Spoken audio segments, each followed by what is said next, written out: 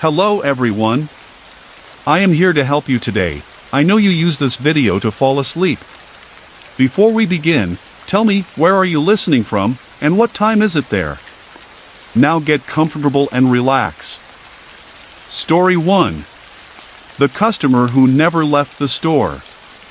The summer air in Charleston felt like a damp hand pressed over the mouth of the city, and even with the automatic doors shut, the humidity crept in under the gap to make the tile floor slightly tacky. Outside, cicadas droned in a constant, electric hum. Inside, the AC unit rattled like a loose shopping cart wheel. It was almost midnight, and I was an hour into my closing shift at Harbor Market, a mid-size home goods and grocery hybrid just off King Street, the kind of place where tourists ducked in for aloe and locals came for paper towels and laundry pods. My name tag said Lucas Allen. It had been flipped backward 3 times that night by the little corner fan on register 2. By the third flip I pinched the safety pin tight and told myself the sudden gust that did it wasn't a gust at all, it was the fan, it was only the fan. 15 minutes and I'm done, Amelia Mitchell said, flattening a pile of returned receipts with the edge of her palm. She'd been on since noon, a veteran of long Saturdays, ponytail tired and mouth a straight line until she smiled and you remembered she was 23 and saving for a studio off Meeting Street. You good to take the last sweep? She meant the walk through the aisles, checking end caps, making sure the freezer doors were shut, the demos unplugged. Yeah, I said. I'll text once I lock up. Amelia gathered her bag and waved at the convex mirror above aisle 4. Bye, Mr. Eye in the Sky, she said to our reflection. The mirror showed me a half-second late, a delayed version of my own wave. I told myself it was the angle, the convex curve, the lag that isn't a lag, just the way your brain stutters when your image is rounded like a fishbowl. Manager Charlotte Robinson had cut out an hour earlier to check on a broken receipt printer at our sister store near the market. Don't forget to pull the cash drops before you run Z, she had told me, and then she'd leaned in like she was going to add something else, something unrelated to the register. She didn't. She squeezed my shoulder instead. Text if the front door misbehaves. It's been doing that thing. Her eyes had flicked toward the automatic doors. Don't worry if it opens on its own, she added, and the way she said don't worry made me worry.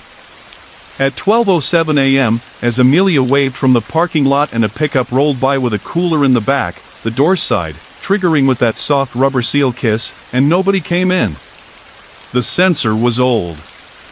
It sometimes saw ghosts of heat or bugs or the whisper of my movement behind the counter. But the motion chime rang hard, the bell we only heard during the day, a bright ding that cut through the cicada song, ding, and then nothing but the heavy press of humid air. I stepped around the counter and the doors shut behind me. Through the glass, I saw the empty sidewalk, the dark store windows across the way, the wet shine the night left on the pavement. The cicadas buzzed and then, for one breath, went silent, as if a hand had turned the city off. Okay, I said, and that word sounded too loud. I propped the doors, put the chime on manual, and told myself the sensor needed dusting. I did what you do on a closing shift.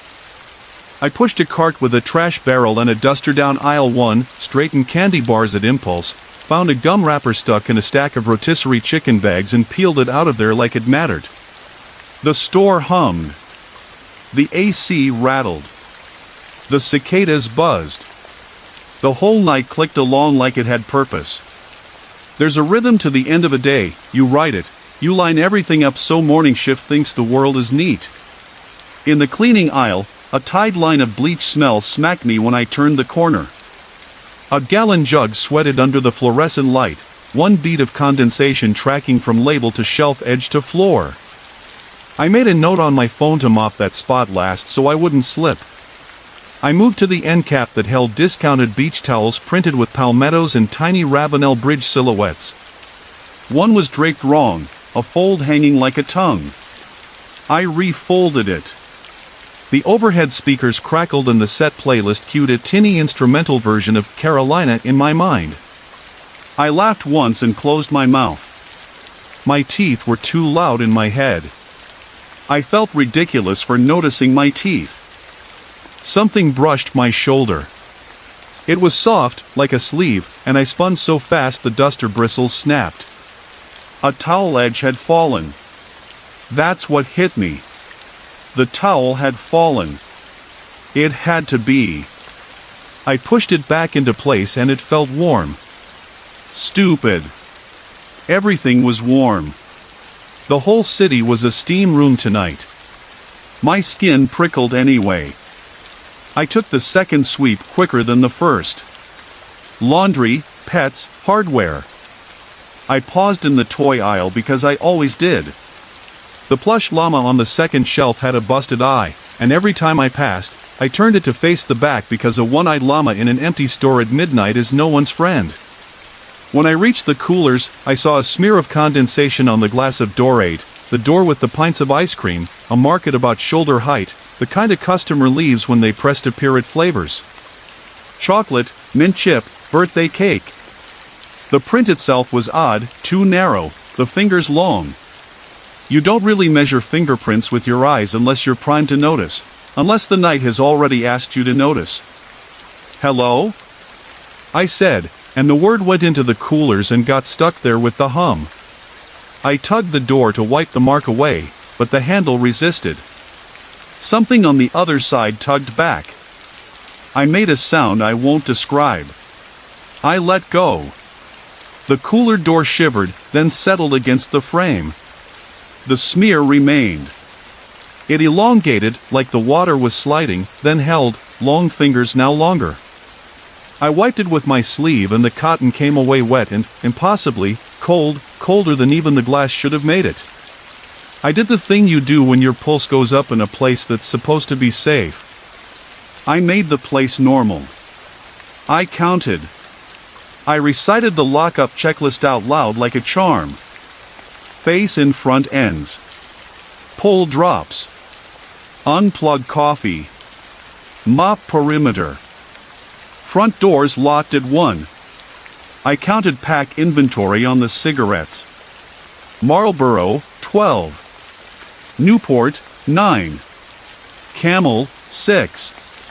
I called out the hours posted in the window like a joke to myself. Open 7 a.m., close midnight unless deliveries run late. I asked the convex mirror to share the joke. The mirror offered my head again, a fraction off. My hands shook. I put them in my pockets because if my hands weren't visible, they weren't shaking. I found a receipt at the end of aisle 3. Our paper is cheap, thin, but this slip felt heavier, and the ink was a ghost of itself. Letters pale like rain had washed them before they dried. There was no time stamp. No bold UPC list. Just a header. Harbor Market, and under it, as if typed on a typewriter with a missing needle, 3 words. No one helped me. I thought of Amelia's ponytail, Charlotte's hand on my shoulder. The doors sighing open. The long narrow fingerprint on the cooler. Okay, I said again, because that word had helped nothing the first time, and it helped nothing now. My phone buzzed. A text from Charlotte at 12:18 a.m. You good? I hesitated, thumb hovered, then typed back. Door sensor is doing the thing. Also, got a weird receipt in aisle 3. 3 dots, her typing, then a long pause, then nothing. The dots dissolved. The screen stayed blank. The hum of the AC climbed a half step, like a sound engineer had slid a finger. Outside, the cicadas buzzed harder, a needle pinned in the red.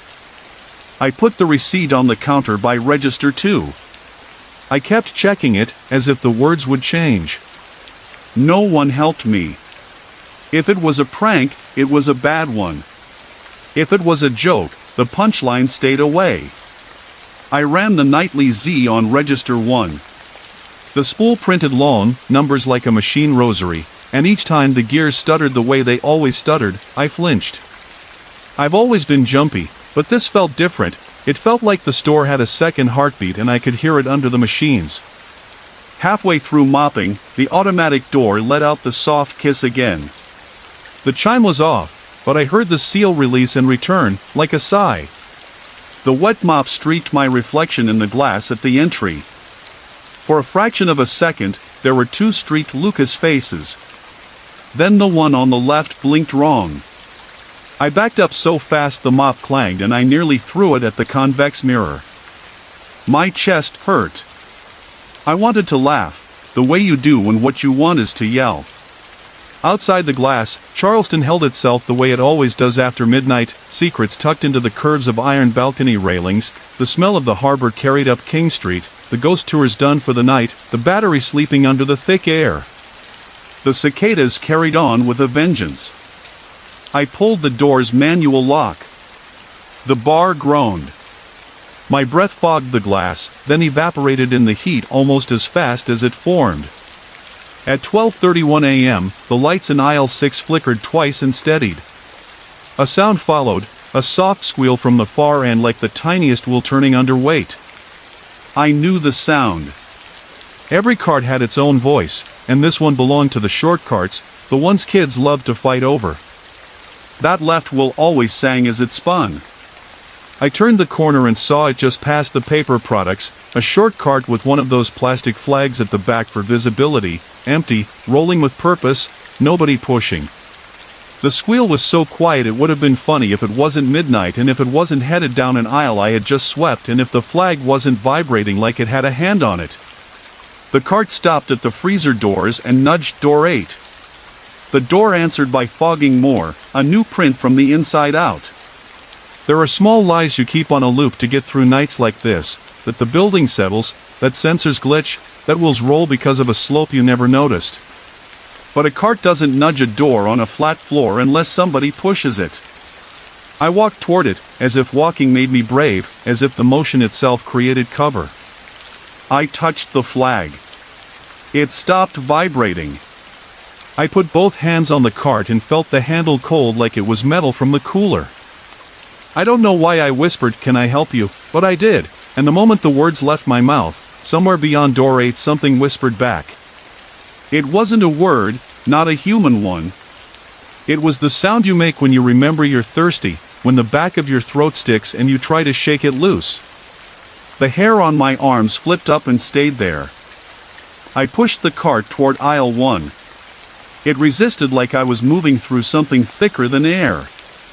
The store smelled like bleach and floor cleaner and something else, the metallic damp of old coins, the scent you only get in buildings that have known water where water shouldn't be. Charleston knows flood, the city sits like a cupped hand, and when the sky tips, the hand fills.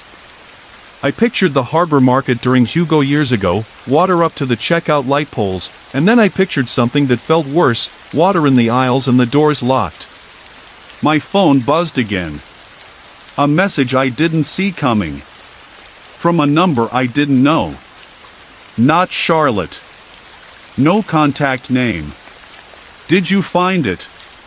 Not a question, a sentence wearing a question mark that vanished. A dot. Then another message, immediately after, from the same unknown number. I waited at customer service for someone.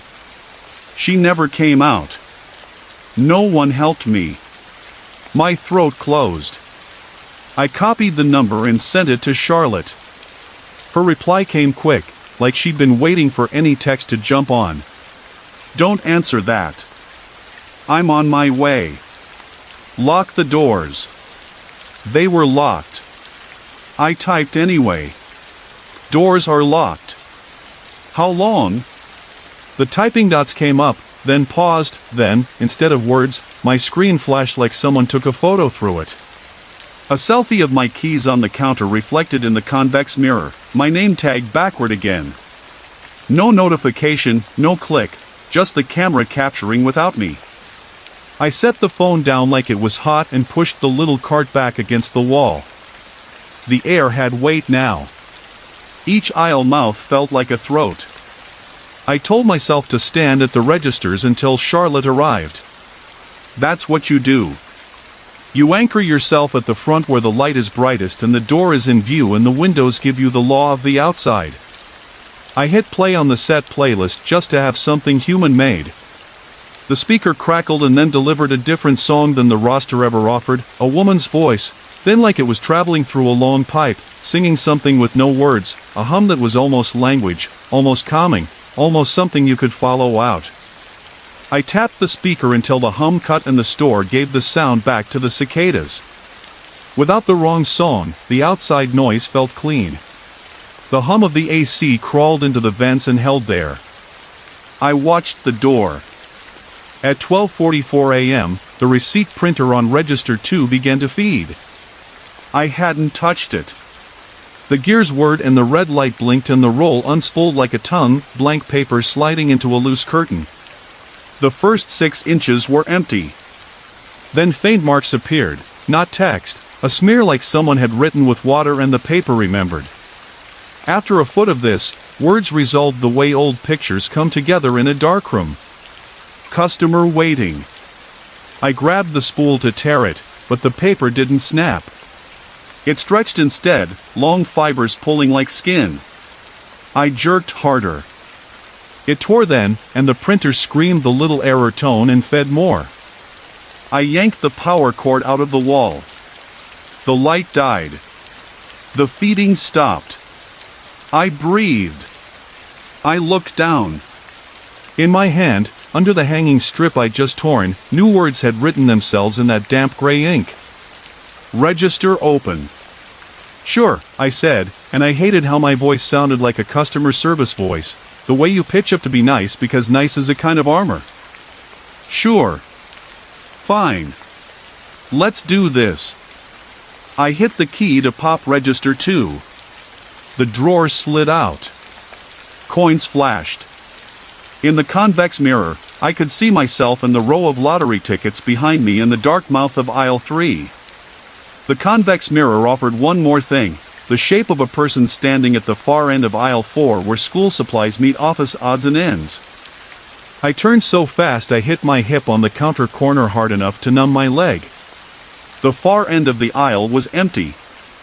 The convex mirror had a habit of making forms out of end caps and light. That's what it had done. It had made a person out of a peg rack of scissors and a tall display of spiral notebooks, until a notebook slid off the display and fell flat on the floor, and stayed there like somebody's hand was still on it.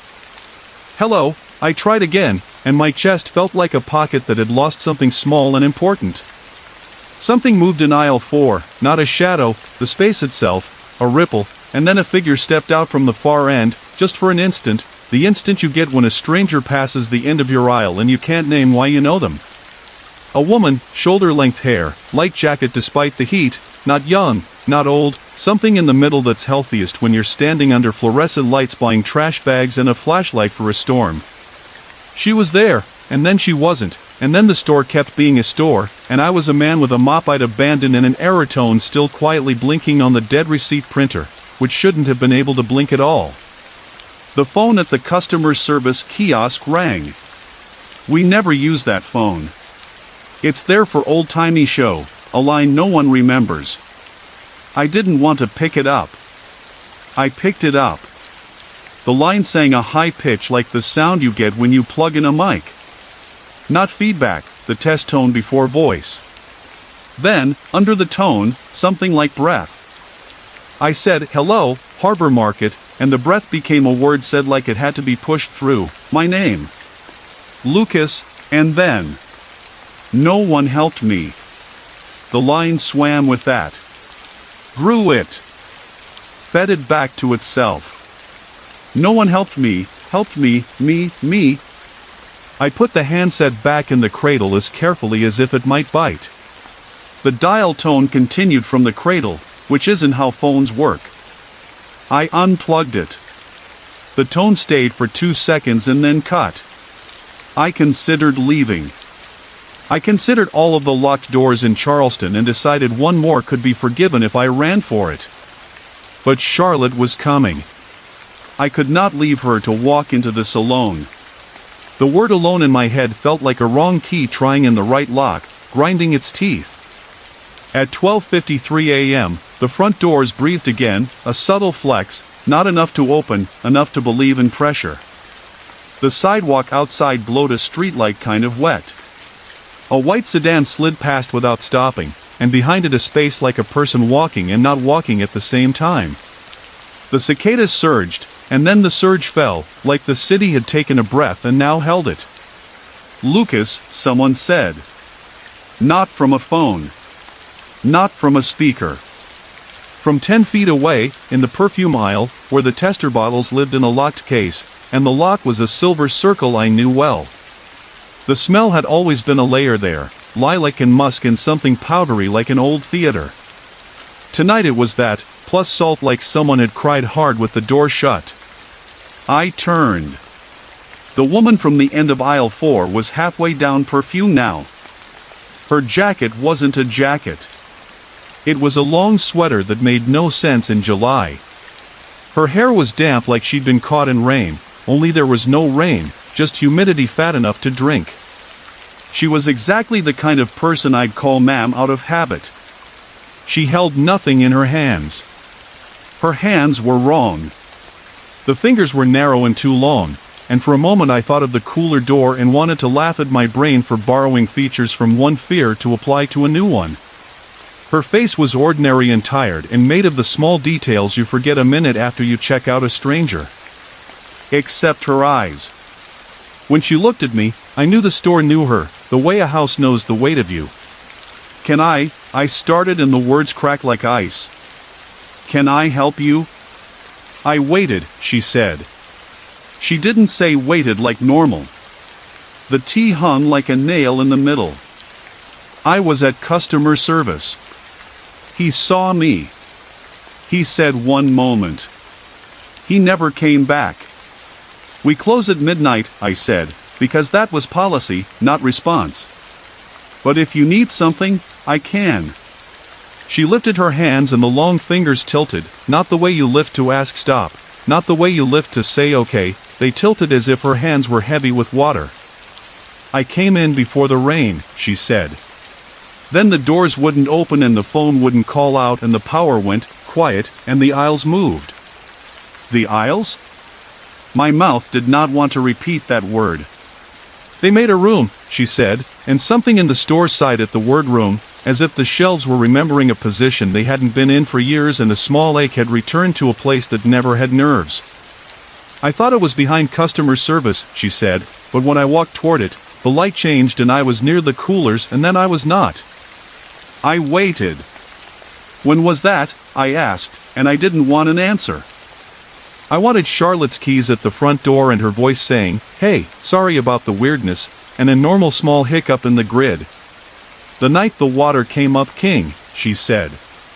"The night the tourists were still on their porches because the storm would be lovely from there. The night the man in the blue apron told me to wait one moment. I was wearing the shoes I wear to church. They were wrong for running." "Hugo," I said, and my voice didn't sound like mine. Not because of the word. Because I heard cicadas slide right then into a thin, continuous whine, and somewhere under the store the AC compressor coughed like a drowning thing. That was... She didn't blink. People blink. She didn't. "Do you know where the receipt is?" she said. "What receipt?" "The receipt," she said, and behind the word the store answered with a little peek of paper from the dead printer on register 2, like a tongue tasting the air. He said he couldn't let anyone out without a receipt. He said it like a joke and then it was not a joke. He said it like policy. He said it like a prayer. I waited to be helped. I stood where you stand when you need help. And then the water was at my ankles, and then at my knees, and then the lights made a sound like they were eating themselves and I couldn't find the door. Her sweater dripped, and left no wet spot on the tile. It wasn't dry. It wasn't wet. It was a memory of wet dragged across a place that refused to remember it. "What's your name?" I asked. It mattered suddenly. It mattered more than policy or Charlotte or my phone. She hesitated, like the word belonged to a register and would only be a word if scanned. "Laura," she said finally. "Laura Reed." "Laura," I said, and saying it anchored me to the floor. Come here. Please. Come to the register. I didn't say it to control her. I said it because everything in me said the only way out of this was through the thing the store kept reanimating, a transaction that never completed. She moved like deep water moves, a little late, the delay not optical now but inside her. She came to a stop 8 feet from me, like there was glass between us. Her hands hovered on the edge of the counter. The convex mirror above us showed us both in a funhouse curve and made the aisle behind us longer than it was by half. "What did you buy?" I asked, and I winced because she didn't have a bag, because there were no items, because I did not want her to say cans of soup or batteries or a flashlight that never made it home. "I'll write it up for you. I'll make it right." She blinked then, once, huge, like her lids were heavy. "I don't remember," she said, and if she had said salt or sugar or anything that belongs to a kitchen, I might have lost it, because the normal weight of those words in that mouth would have tipped the store into a place I couldn't reach. I came to ask a question. About returns. My husband bought the wrong size. We laughed in the car about that. I liked the rain then, before it got serious, before the doors stayed shut. "Okay," I said. "Okay." I took the blank roll from register 2 and set it on the counter. "Here's what we'll do. We'll issue a receipt for customer service, not a purchase. A service, you waited and nobody helped you, that's the service. I'll put my number on it. I'll put my name." I reached for a pen and the pen rolled away from my hand to the edge of the counter and stopped as if a lip had grown there. I grabbed it anyway. I wrote what my hand knew how to write under pressure: store number, date, time, the things a box wants. When I got to the line for items, I wrote 3 words without deciding to. No one helped me. The moment my pen lifted, the words blackened. Not gray. Black. Sharp. The roll bent itself and the feed perforation that wasn't there a second ago lined up to let me tear. I tore it. The paper came away with a sound like someone unzipping their throat. I slid the strip of receipt toward her, slow, a peace offering into heavy air. She didn't reach for it. She looked at me like this was a puzzle she'd been stuck on so long it had dissolved into the wood of a table and taken root there. The receipt lay between us, white and useless and green in the fluorescent light, and then it wasn't useless at all, because on the bottom edge, below my handwritten words, a line of register ink bled through in that faint water-gray print. "Thank you for shopping Harbor Market." The lights above aisle 6 flickered. The cart with the little flag squealed once and then its wheel stilled. The AC coughed and then caught. The cicadas outside surged and resolved, not quieter, just right again. The difference between wrong and right music when you're driving long and the station begins to fail, that feeling, snapping back in. Laura Reed put her long fingers on the edge of the counter. They left little crescents in the thin dust, the kind that settles in a place you clean every day and still the world puts down another skin. She inclined her head, the motion of a person in a place where you have to mind how you bend because things hit you in the way. "Do you see me?" she asked. "Yes," I said, and the word held. "I see you." She picked up the receipt. Her fingers bent the paper wrong and right at once, the way a submerged thing makes a straight stick look broken. She held it to her chest like people hold receipts when they're late for something that demands proof. She looked toward the automatic doors. "I can unlock them," I said, "because that's what you say when you think leave means leave and you want out for someone you love like you want it for yourself. I can unlock them now." Her expression didn't move toward relief. It didn't move at all. She glanced at the convex mirror instead, and for a second I saw her in it the way the store saw her, flat and full, a customer in a place that measures need by how long you wait.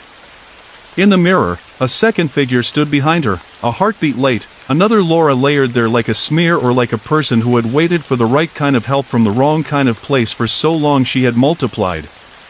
The automatic doors breathed again. I had not unlocked them. The manual bar stayed set. They flexed anyway, showing the heat that pressed there, the outside wanting in, the store wanting to decide. The glass showed the faintest reflection of letters reversed. Open 7 a.m., the rest of the hour's block swallowed by the night. A car slowed. Headlights rolled over the windows and made Laura transparent and then not, like she existed only where light didn't insist on itself. The car moved on. The cicadas carried on. Laura looked down at the receipt and then up at me.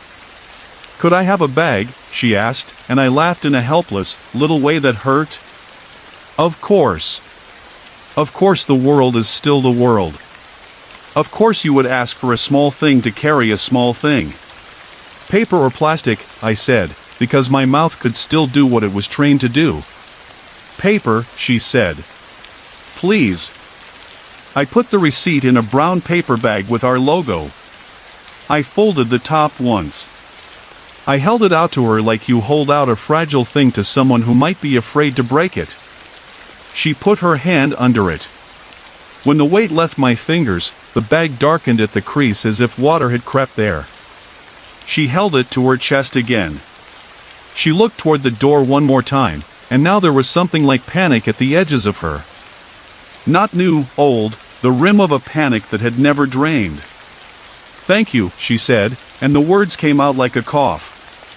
"I can't," she swallowed, and for an instant a memory flushed the store, a smell like coffee gone cold, a radio station going out, a man shoved through a door, a line of customers faced in one direction, held there by something that isn't policy but uses the shape of policy to trap. She took a step back. And another. Aisle 4 lengthened behind her. The store made a room. The floor tilted in a direction I couldn't name. She was leaving, not through the door, through the store. "Laura," I said, and my voice broke on the R like a cartwheel on a crack. She paused. She did not look at me. She lifted the bag to her mouth. She breathed into it, once, twice, like you do when you are trying to keep from drowning on dry land. She lowered it. She didn't crumple. She didn't fold. She thinned. You could put your hands together as if in prayer and slide them through where she was and not meet any resistance. She went, not like a person mustering nerve to push an automatic door with a locked bar. She went like the store makes you go when it wants to keep your shape. Then she wasn't in aisle 4 or the perfume section or the convex mirror. Then the store was just a store again, and the bag on the counter breathed once without lungs and then it didn't. The receipt printer stayed dark. The error light resumed an odd, faint pulse, not electrical. The kind of pulse a shell has after the creature leaves. I waited for Charlotte with my back to the front windows because my face in the glass with the city behind it made me dizzy. She arrived at 1:11 a.m., keys like wind chimes. The cicadas still sang. Her hair stuck to her forehead and she looked younger and then older in one blink. Her eyes went to the door first, then to me, then to the dead printer, and finally to the brown paper bag not quite dry on the counter. "I told you to lock the doors," she said, voice too bright. "They were locked," I said. "They are locked." "They're not," she said, and pushed the bar. It didn't move. She rattled it because that's what people do when they're trying to prove a point. The same sigh answered her. She let the keys fall against her leg. She stared at me like you stare at someone you assigned a task to do and they did it and it didn't save you. "Okay," she said. "Okay." "You know something," I said, and not because I wanted to throw it at her, because I needed to hear her put a name on anything that could carry a name. "Charlotte, you knew. Earlier, when you told me not to worry about the door doing the thing. You knew."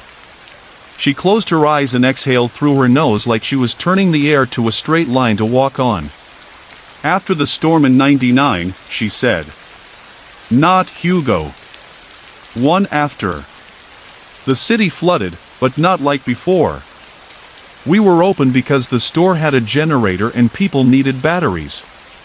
We couldn't close. We tried. The register system wouldn't let us close.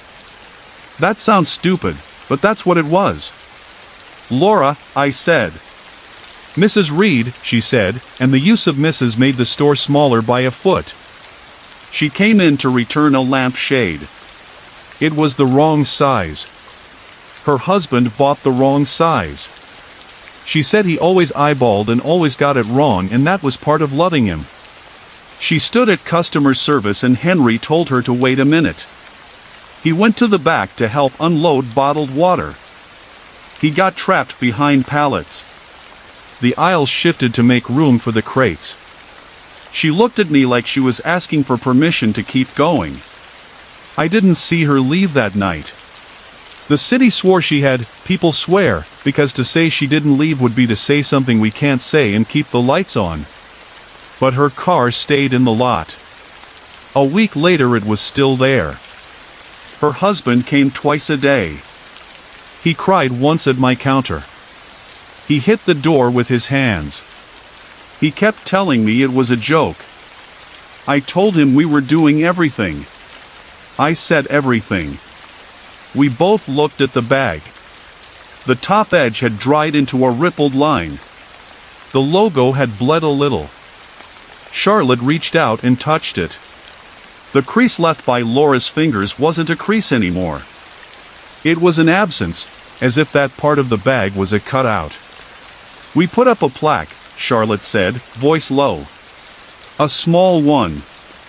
You probably never noticed it. It's by the employee corkboard. It says, in remembrance of those who weather with us. We meant customers who come in during storms and wait it out. We meant people who used the store as a roof, not a tomb. And we meant her. We just didn't say it. Why didn't you tell me? I asked, and felt childish as soon as it left my mouth. Because you would have gone looking, she said, and there was no anger in it. No humor either. Just that tired rightness that makes you feel smaller. The store doesn't let you look. It only lets you see what it wants. She gestured at the convex mirror. Those sometimes help, she added. But they also hurt. They show you the other end of the place, which isn't always where you are. Amelia texted at 1:17 a.m. All good? I typed yes, and meant no, and added a smile I didn't feel because you sprinkle sugar when you hand someone bitter. Charlotte and I didn't talk much after that. We ran the rest of the clothes like soldiers. She pulled the drops. I mopped the streak I'd left earlier where the bleach jug had sweated. When I got to that spot, the floor looked as if someone had stood there long enough to let their shoes bleach the tile into two pale ovals. I covered them in my mop strokes like that would matter. We counted cigarettes. We locked the safe. We didn't talk about the bag. It was there. It stayed there, and when I finally found the nerve to test it and lift it, it weighed more than a paper bag carrying a strip of receipt should weigh. My wrist dipped like it does when you lift water without realizing it's heavy.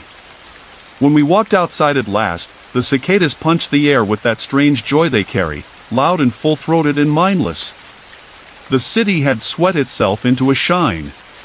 We locked the door again, checked the bar, pulled on it. It held. On the glass, in the ghost of our reflections, a third figure stood for a heartbeat, a woman in a sweater that wasn't a sweater, hair damp, eyes ordinary and tired, her fingers just at the edge of the door. Charlotte reached toward that place on the glass like you reach toward a person in a car you can't get to. The glass was warm and then not. The figure was there and then it wasn't. Go home, Charlotte said. I went.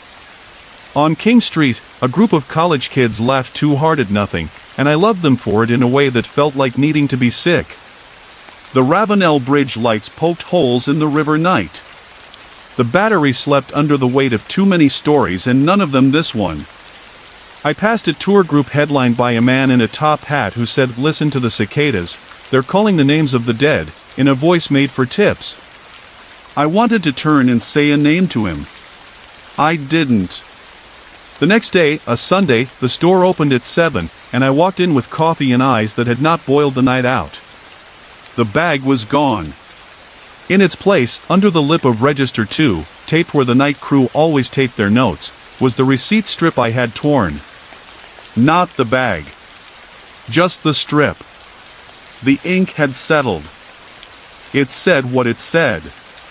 No one helped me. And under that, the standard line. Thank you for shopping Harbor Market. A third line had grown in the night, fade like breath on glass, letters long and thin. I know you see me. I told myself I would quit. I told myself I would tell this story as a way of making sure I quit. Each day after that I wrote the resignation in my head, and each night I walked the aisles because rent doesn't pay itself and Charleston is too expensive and summer doesn't stop because you need it to. The store behaved, mostly. The doors sighed only when they had to. The coolers held their condensation where condensation belongs. The cartwheels complained like they do. The convex mirror offered the odd lag. Customers came. Tourists bought sunscreen. Locals bought laundry soap. I put things in bags.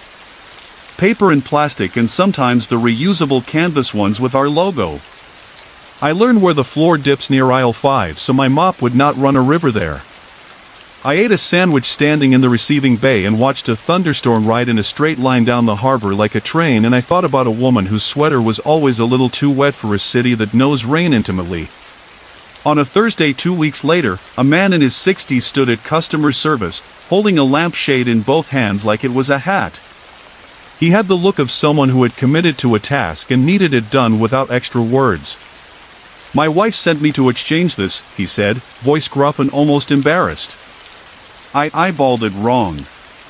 We can do that, I said, and when I handed him the right size I imagined rain ticking against the glass and the doors that had learned to be cruel. No receipt? I asked gently. He stared at me and I saw a thing in his face that made me step back a little. Not anger.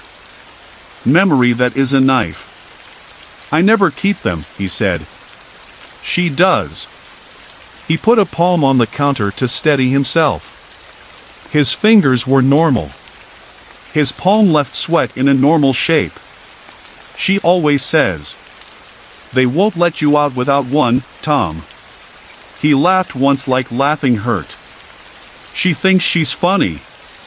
I'll print one, I said, and when the register hummed and fed the strip and gave him the black words in the nice sharp ink, I did a thing I had not done for anyone else. I wrote a note under the item list, a phone number that wasn't mine, a number I had found on a website for a man named Henry's obituary, a page I clicked and closed and reopened at 2 a.m. a dozen times, and under the number, 3 words. If you need help. He looked at the note. He didn't ask what it was. He folded the receipt like people fold receipts when they plan to leave them on a dresser and never look again. He put the lampshade under his arm wrong because that's how lampshades must be carried, wrong, awkward, declaring themselves too big for hiding. He left. The doors breathed. The cicadas outside sang in the middle of the day as if no one had told them their shift is dusk. I didn't quit. I learned when not to look at the convex mirror. I learned when to look exactly at it. I left little paper bags at register 2 like offerings. Sometimes I'd open one and find a receipt inside, blank except for the line that appears on all of them whether you want it to or not. Thank you for shopping Harbor Market. Sometimes, below that, there would be a thin echo, letters made of dew, words that wiped away if you breathed too hard. I see you. Late one night in August, when Charleston had spent the whole day sweating and the whole night pretending it wouldn't again, the automatic doors sighed and the chime didn't ring because I'd left it off. A woman in a long sweater that the heat denied stepped through without pushing. She smelled like old coins and rain. She looked tired and ordinary and beautiful the way a person is when the world finally remembers to see them. She put a paper bag on the counter like you do when you brought a little something back to prove a point to someone kind. She opened it. She took out a receipt. It wasn't ours. The logo at the top was a version of ours we'd used 5 years ago, wrong font, old phone number, timestamp that made no sense, but under all that, in the sharp black we know, an item line and a price.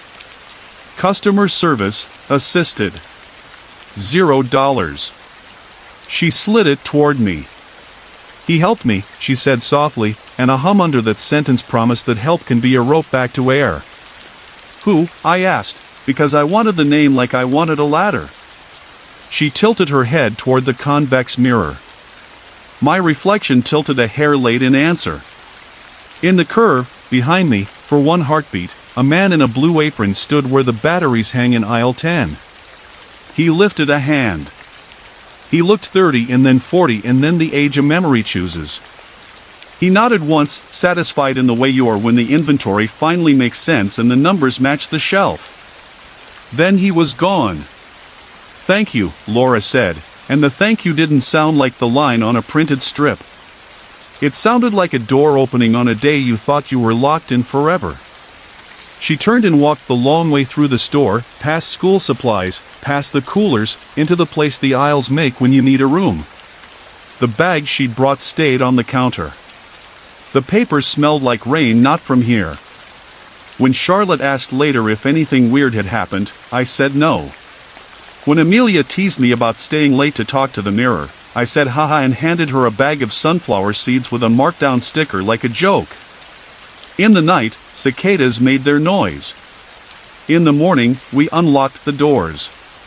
In the afternoon, we thanked people for patience as the register rebooted after a hiccup in the lines. In the evening, a man returned a fan because it rattled. He laughed at how we had to scan even a return like we needed it to be proof. He said, "You won't let me out without one," and I said, "We're not monsters," and the laugh we shared wasn't an exorcism, but it helped. Still, there are hours when I hear the little wheel squeal of the short cart and see it at the end of aisle 4 with no one pushing. There are nights when the doors breathe like the ocean fills a bottle by mistake.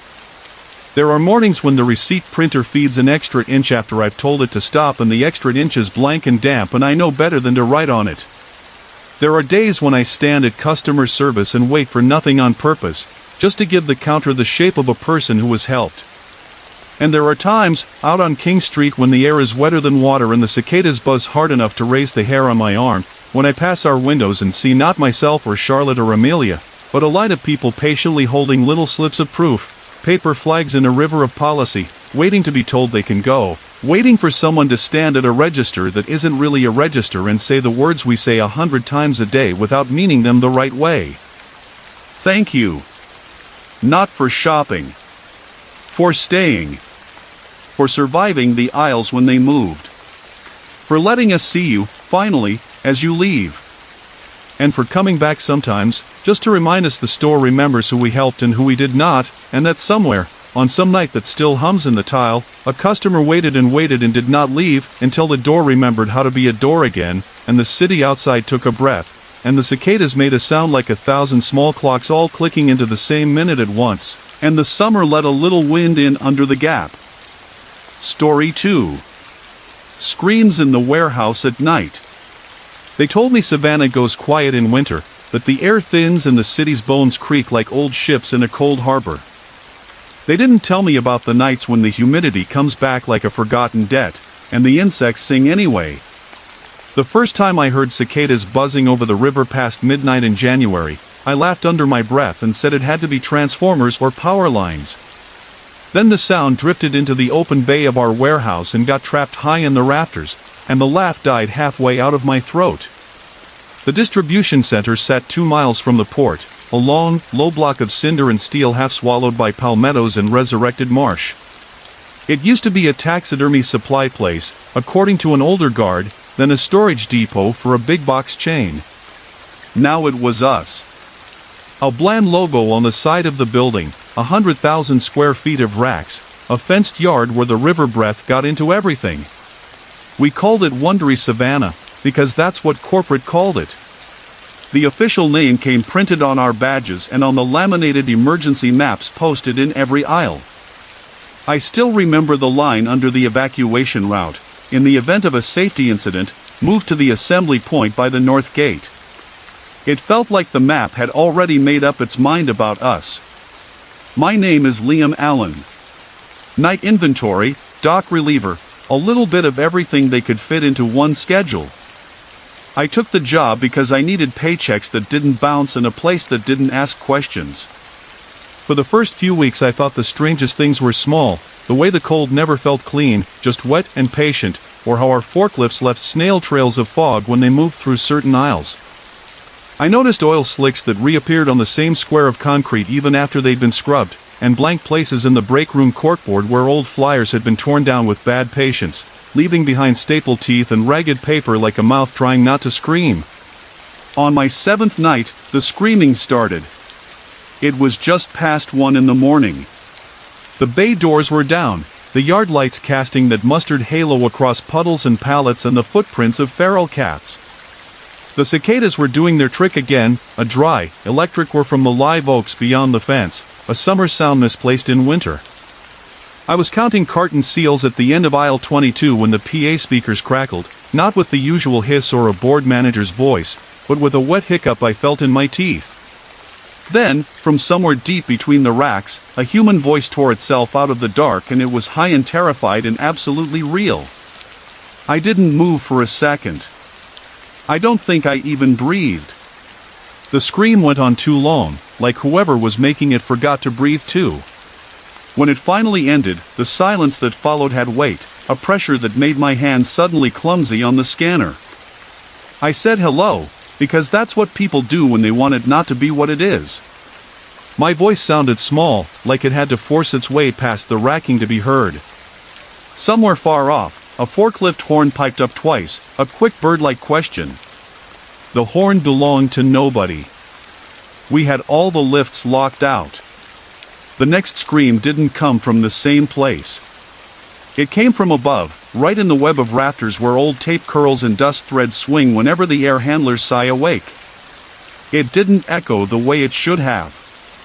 It just hung there, unpinned by distance, and did that thing where it pushed every thought out of your head and left you standing with keys in your hand and no idea what they were for. I walked toward it anyway. That's another thing people do. At the end of the row I met Amelia Thompson, our night manager, coming from the other side with a radio in her hand and that tight look she got when corporate was watching. She wasn't a yeller. She had one of those calm voices that made problems sound small even when they were bleeding. Her hair was tucked under a knit cap with the company logo, and she pointed the radio at me like it was a flashlight that could scorch lies. "You heard it," she said, not asking. "I thought someone fell," I said. "On the mezzanine maybe." "There's no mezzanine," she said. "And the sensors would have tripped if a body was up there." "Stay with me." Her radio hissed. Another voice came through, Wayne from security, whose hands shook when he didn't think anyone was looking. "You got a 10 to 66 in there? Because it sounds like somebody's getting murdered." "Wayne," Amelia said, "it's nothing. Stay by the monitors." "Nothing keeps screaming," he said, then cut his mic as if his own words scared him. We moved together, the kind of quick walk where the heel of your boot finds the one loose nail on the floor and makes you want to swear. We turned down aisle 30 where returns went to sit in shrink wrap like soft, unhappy ghosts. I'd always hated that aisle. The pallets had faces. Printed faces of models and cartoon children, product shots of toothbrushes and blankets that looked too warm for the room we stood in. There was a coiled extension cord hung on a hook at the end cap, and it kept swaying in a wind that didn't exist. The scream came again, lower at first, the voice of someone already hoarse, then suddenly sharpened like sheet metal tearing. It slid down the aisle toward us without footfalls or the slap of running. Just force. Amelia put one hand up, not to stop me but to push the air back, as if she could hold the noise there and keep it from touching us. Her face was white in the security lights. "Where?" I asked. "Where is it?" She shook her head once. "Keep moving." We followed it to the center of the building where the air handler was old enough to have a name. Someone had written Hawthorne on the side of the unit in paint 10 years ago. Hawthorne had its own smell, stale carpet and the perfume of a stranger's coat. We stood under it. The screaming stopped like the system had cut power to that sound, and only that. Amelia lowered her hand. "All right," she said. "This is a good time to remind you of the incident last month." "You told me it was an alarm fault," I said. "It is an alarm fault," she said, too quickly. "Then why are your hands shaking?" Her palms hovered near her sides, vibrating very slightly, like she had a motor in her wrists. She swallowed. "Because I haven't slept right in 3 weeks." Far back toward the docks, something heavy shifted where nothing heavy should have been. The cicadas buzzed harder, or maybe the air handler bearings droned in a way my fear could translate into summer insects. It made the skin under my shirt feel too tight. We started checking aisles, the way you check a kid's room for monsters without opening the closet all the way. We found nothing. No fallen pallet, no trapped worker, no idiot playing a prank. We got to aisle 48 oversize, and the scanner in my hand chirped with a message I'd never seen: tag not recognized. That happens sometimes. You move back a step and the signal lines up and the little screen makes sense again. But when I stepped back, the screen didn't fix. The scanner showed rows of black rectangles like missing teeth. Amelia leaned in. "You okay?" "I think it's the Wi-Fi." "It's not the Wi-Fi," she said. "It's the place." We went back to the dock. Wayne stood in the open doorway of the security room with his jacket half on like he'd been caught leaving. The monitors behind him showed a quilt of greenish camera angles, every one of them shimmering like they were underwater. He pointed at the screen that showed us standing at the dock, a live feed, except the clock in the corner said 0:17 and it was almost 2. "Glitch," he said. "Back buffering." "It does that now." "What else does it do?" I asked. He didn't answer. He started to, then flinched when a shadow slid past a yard light outside. It looked like a bird's shadow except there was no bird. It was a shape of absence, a peel of dark slowly dropping down the fence line. Wayne scratched his palm until the skin went shiny. His eyes were wrong. He'd been watching the loops for too long. Another voice crackled on the radio, a soft, precise voice I didn't recognize. "This is Amelia Young from Risk. I'm on the overnight line. I caught a noise alert flag from your building." Amelia Thompson keyed her radio. "We're good." "It's significant," the voice said. The alert threshold this time was higher than the last 3 incidents. "Can you confirm all staff?" "3 on site," Thompson said. "Me, Liam, Wayne." "Copy," Young said. "Are your doors secure?" "Do not open for unverified visitors. If you can, record the sound with a secondary device. The system I have in the console is clipping the waveform." "The what is doing what?" Wayne said. "The sound is too loud for the audio input," Young said. "It flattens the top. It looks like a table." "Thank you," Thompson said. "We'll handle it." The radio clicked silent. The warehouse breathed. We went back to work because you have to. We slid through routine like a skin we could wear on top of what was happening. I checked seals. Amelia checked counts. Wayne checked door contacts at intervals that got smaller the longer we were in that building. For half an hour the only sounds were forklifts sleeping and the glow-plug tick of the air handlers. Then the screaming came back, hard enough that the speakers above the dock hiccuped and popped in pain. The scream didn't sound like one voice anymore. It sounded like a handful of voices stuffed through one throat, a chorus made into a single wrong mouth. The warehouse took the sound into itself and held it with love. I turned slowly, because moving fast felt like an invitation. At the far end of the dock, a red light began to pulse at the top of the emergency exit we never used.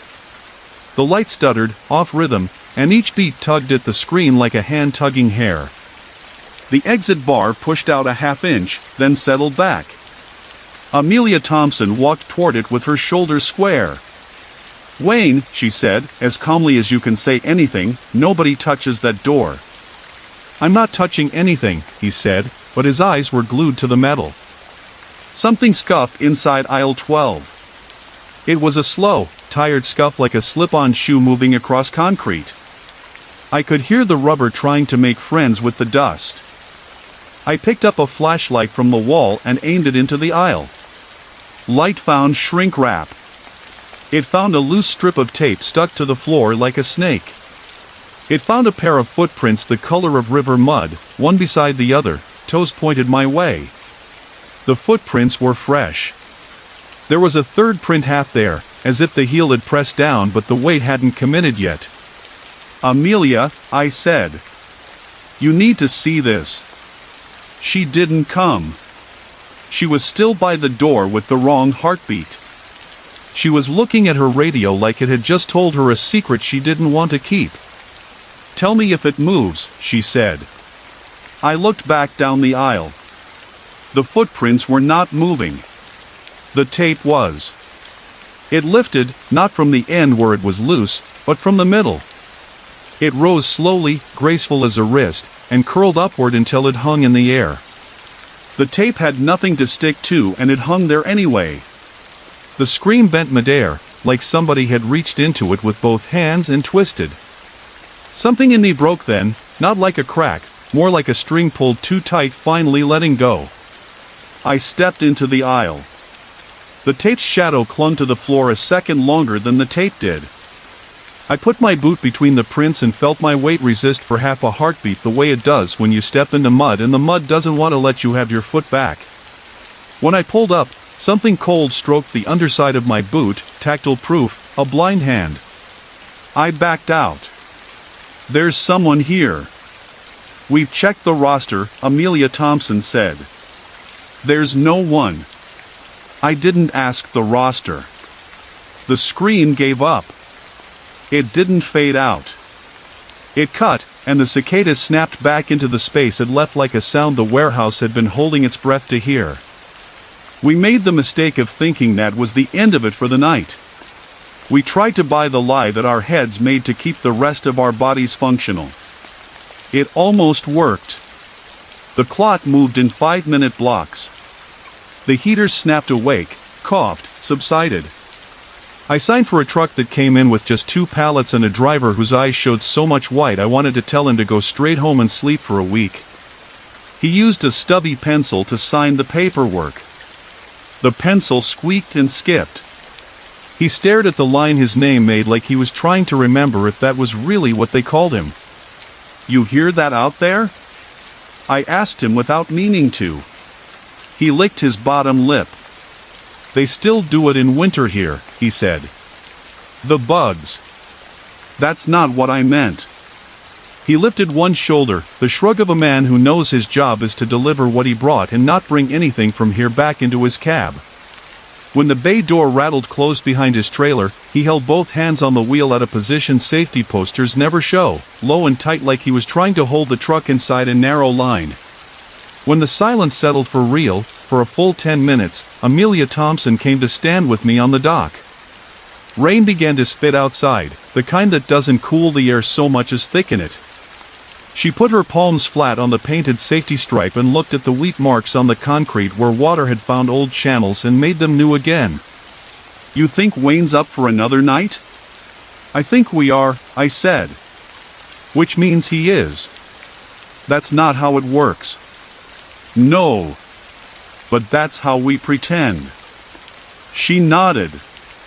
I liked her for not making a speech. She started to say something else and then her radio beeped twice with a private channel request. She keyed it. "Young," she said. The precise voice came back. "I watched your last 30 minutes. Your system feed is stuck 5 seconds behind real time at random intervals.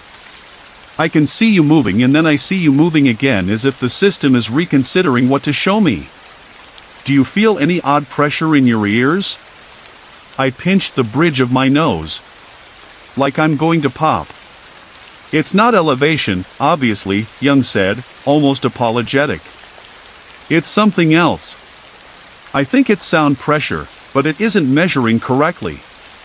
It's like a note nobody is playing but everyone can hear. Can you call somebody who won't put a billable code next to their name? Amelia Thompson asked. I can be there, Young said. Your risk, Amelia said.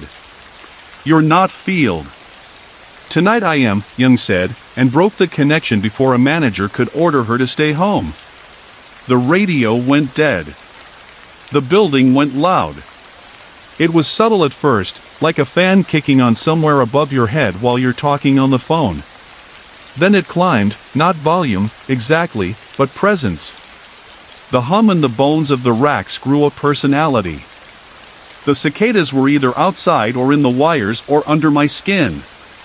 The sound around us tuned itself toward a center the way you feel in your sternum when a train is about to pass under a bridge you're standing on. Aisle 12 sighed.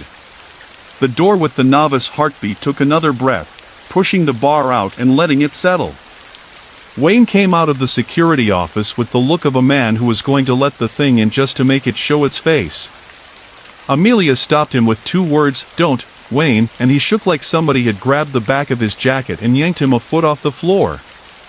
And then the warehouse did something new. It spoke. It didn't use words at first. It coughed up the end of phrases. Continue to use caution, all personnel, repeated itself like it wanted to be understood but had forgotten more than it remembered. The voice came from the PA system, but the speakers weren't doing the work. The air did. You could feel the words on the back of your neck. Where are the recordings? I asked. We don't use the PA, Amelia said. Corporate says it scares people. Wayne barked a laugh. Yeah, he said, too loud. Keep the scary as a surprise. A semi passed on the road beyond the fence and for a second its headlights made the yard look like a stage. There was rain now, real rain, the kind that paints everything with the same brush and gives back one shine. In the fence light, a shape stood outside the dock doors. It looked like a person looking in. It looked like me. I didn't say it. I didn't give it the power of a word. But Wayne said Liam, and that was enough. The shape moved. It didn't move like a person. It didn't own the space the way people do without thinking. It slid a fraction to the left and then to the right as if choosing a lane. The rain didn't stick to it. It hit the concrete behind it with undisturbed force. Amelia took one step back, the first step I had seen her take all night that wasn't in the direction of a problem. We are not opening that door, she said. We are not. The shape turned its head, or made the gesture that would have been a head turn if what it had on top of its shoulders belonged to us. It faced the red pulsing exit door and the bar breathed outward again like it was waiting for a hand to lay across it. The warehouse said, all personnel, in a kindness that hurt. The scream compressed into something almost like a beep. Young arrived in the rain. She was shorter than her voice and somehow taller too. She wore a dark rain shell with the company's name blind embossed over her heart, and she held a case in one hand and a paper coffee cup in the other as if both belonged to a different night. Her hair was tied back and a few strands stuck to her forehead like veins of gold leaf. She took in the dock at a glance, registered the shape outside in a way that did not give it the victory of surprise, and said, simply, no. Amelia Young? I said. That's me, she said. You're Liam. You're Wayne. And you are the only manager in this building, and so you get to say no and have it stick. Amelia Thompson nodded once, grateful without saying so. How did you get here that fast? I live 5 minutes away, Young said. This building has my sleep in it. What does that mean? I asked. It means I've heard it too, she said, setting the case on the dock and flicking the clasps open with 2 quick movements. And I came to see if it would like to hear itself. She lifted a device out of the case that looked like a big, ugly flower. A dish microphone, I think, with a tiny recorder attached. She put headphones on, pressed the cup against one ear, and aimed the dish at the exit door. She adjusted a dial until the red light stopped trying to find a heartbeat and steadied into a single glow. She smiled, a tired smile that wasn't for me. "There you are," she said softly. "Talk to me." The warehouse obliged. The scream bloomed, not loud, not swallowing like before, but clear, like a child who finally trusted a room enough to sing. I could hear things inside it now, breath and metal and something like birds, but I knew it wasn't birds. Somewhere in the scream a person tried to say a name. They got as far as the first syllable and then the second syllable was replaced by the sound of a pallet dropping. Young moved the dial again. "If I can get it to imprint on a loop," she said, "I might be able to let it talk to itself. Sometimes that quiets it." "In hospitals?" "In hospitals what?" I asked. She didn't look at me. "Sometimes rooms remember the worst thing that happened in them and they play it back, pressure, temperature, sound. Sometimes you can talk back to it." Someone laughed from the returns aisle. Not someone I knew. It was a narrow laugh, precise, like the first short exhale a person makes when they find a joke in a place where jokes are not allowed. The laugh came again. It didn't move closer. It simply landed in a different part of the room like a coin dropped out of a sleeve. "We lost a guy," Wayne said. He hadn't spoken softly in an hour. Now he was careful. "A month ago. I wasn't on that night. Everybody says he slipped off the dock, hit his head. But the water was low. No blood on the concrete. They found him in the reeds with his mouth full of grass. I don't think he fell." Young didn't flinch at that. "What was his name?" Wayne closed his eyes. "Charles," he said. But he called himself CJ. Young turned a knob. The scream shifted, thinned, and in its place the building exhaled the end of a word. J, like a throat trying to remember which shape to make. Amelia Thompson lifted her radio. "Dispatch," she said. "This is Wondery Savannah Night Manager. We have an ongoing alarm fault in the building. Please acknowledge." A woman came back with boredom. "Acknowledged."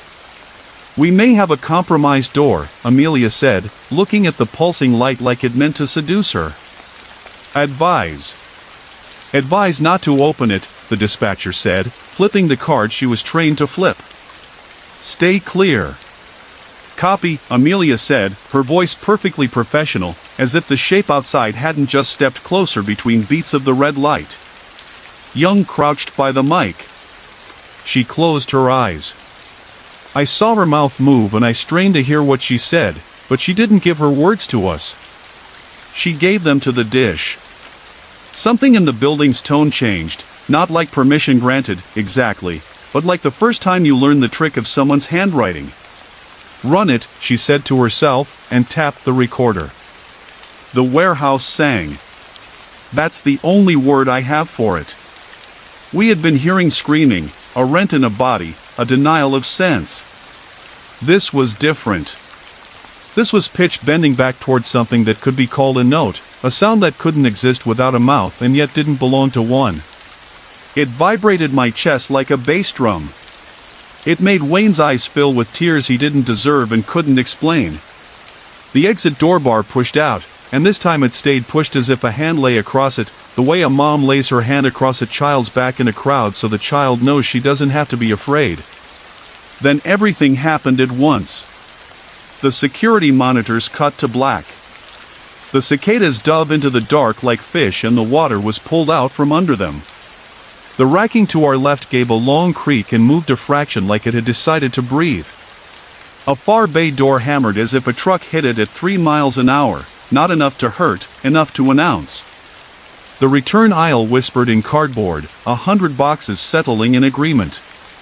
The shape outside the door took one step that my body registered as wrong at the speed of a slap. The door bar leaped back into its home like a taut tendon doing what tendons do. Young said, "No," softly, and turned the dial the other direction. The scream returned. But it wasn't coming from the building anymore. It was coming from the recorder. It was small in that box, tinny and competent, a screen tamed into data. The building went quiet the way animals go quiet when a bigger animal walks into the clearing. For a second, the warehouse remembered that it did not make its own power. Young hit stop. "Okay," she said. "You can put it down now." "Can we?" I asked, because my mouth had a sound to make and that's what it made. "If this is a replay," she said, "it needs a chorus. If it's a call, it needs an answer. If it's a person, it needs a name to come back through. Which one is it?" Wayne swallowed hard. His throat made the sound of someone swallowing coins. "CJ," he said again. "Charles Ray Jackson." The building took the name the way water takes a stone. It offered no ripple at first. Then, slowly, under the silence the way roots move under a lawn, a sound rose that made the hairs on my arms go their own directions. It was not the scream now. It was breath. A slow, shallow breath. Young stood. "If you're here," she said, "we're listening." The breath hitched. The PA stammered, "Please, stand," and the rest got swallowed by a wet sound like a boot pulled from mud. A very specific wet sound. I knew it because I had just made it in aisle 12. My body knew it because bodies know where sound lives. The concrete under my feet felt warmer than the air above my head. The industrial heaters clicked again. The building sighed. "Do you hear the bugs?" Wayne whispered. "In winter." "Not bugs," I said without meaning to. "What then?" "That," I said, pointed at Hawthorne's hulking case. The bearing hum had become a crawl. It wasn't mechanical resistance. It was like the motor wanted to vibrate at a frequency the space asked for, and that frequency felt like heat and insects and the edge of someone's voice. Amelia Thompson touched my sleeve. "Don't get lost in it," she said. "I'm here," I said. "Stay," she said. The shape outside the door brought its head close to the glass panel, if there really was glass there.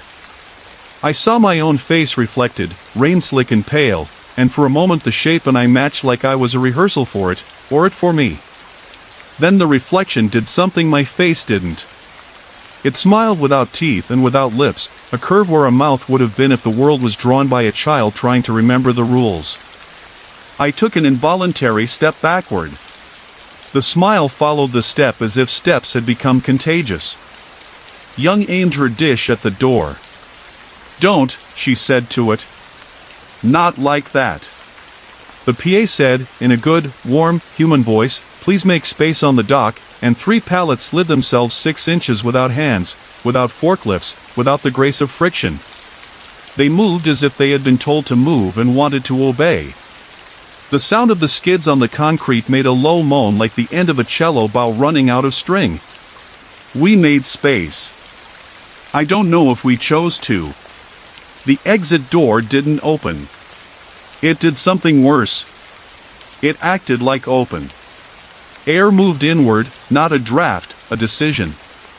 The warehouse gulped. The room tasted like the river does when they dredge it, old shells, fresh rust, the bones of a city stirred up and offered to the light for inspection. It made the back of my tongue go dumb. "Amelia," Young said, meaning Thompson this time. "Here," Thompson said. "If it wants a route," Young said, "don't give it one. Keep doors closed. Keep the air from thinking we invited it in." Thompson nodded. Her shoulders settled in a new way, her stance widening slightly, like a firefighter deciding how to go up a stairwell where smoke lives. "Wayne," she said. "Stay on the cameras even if they lie. Liam, with me." "With you where?" You wanted authenticity, she said, and I realized she was talking to herself the way managers do when they decide to do something that might cost them in the audits later. We're going to aisle 12. We moved fast. If I thought, I wouldn't move. The returns aisle breathed around us. The boxes that hadn't slid wanted to. The tape that had hung in the air like a wrist still hung there. It quivered when we passed. What I thought of then, for no good reason, was a horse's flank when flies land on it, a shiver, involuntary and not unkind. The footprints on the floor had not multiplied. They had sharpened. Water had climbed the edges of them as if each print were a cup. In the reflection of the nearest puddle, I saw what I knew I would see and didn't want to name. A ceiling. A rafter. My own face upside down. Thompson put her hand on my elbow, a quick pressure like a door closing on a draft. Keep with me, she said. I'm not good at running, I said. We're not running. What are we doing? We're not letting it choose the hallway. We turned left and then right, and then we were there. The place where the tape had lifted, the place where my boot had found a hand with no body. The air was warm. Heat rose from the concrete like a breath lying down. The cicadas lifted and fell, long arpeggios of noise that didn't have to answer to winter. Thompson looked up into the rafters and then down at the floor. She didn't seem to like either option. She kneaded her jaw with 2 fingers and then stepped into the space between the footprints and stood there. The building waited. Charles, she said. She gave the name its full winter coat.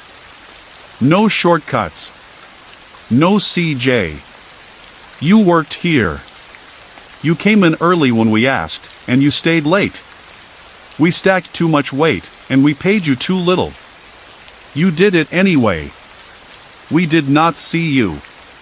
We do now. The PA camera above the aisle flickered, once, twice, and then the light on it steadied as if the thing that watched us had decided to stand very still. Charles, she said again, lower.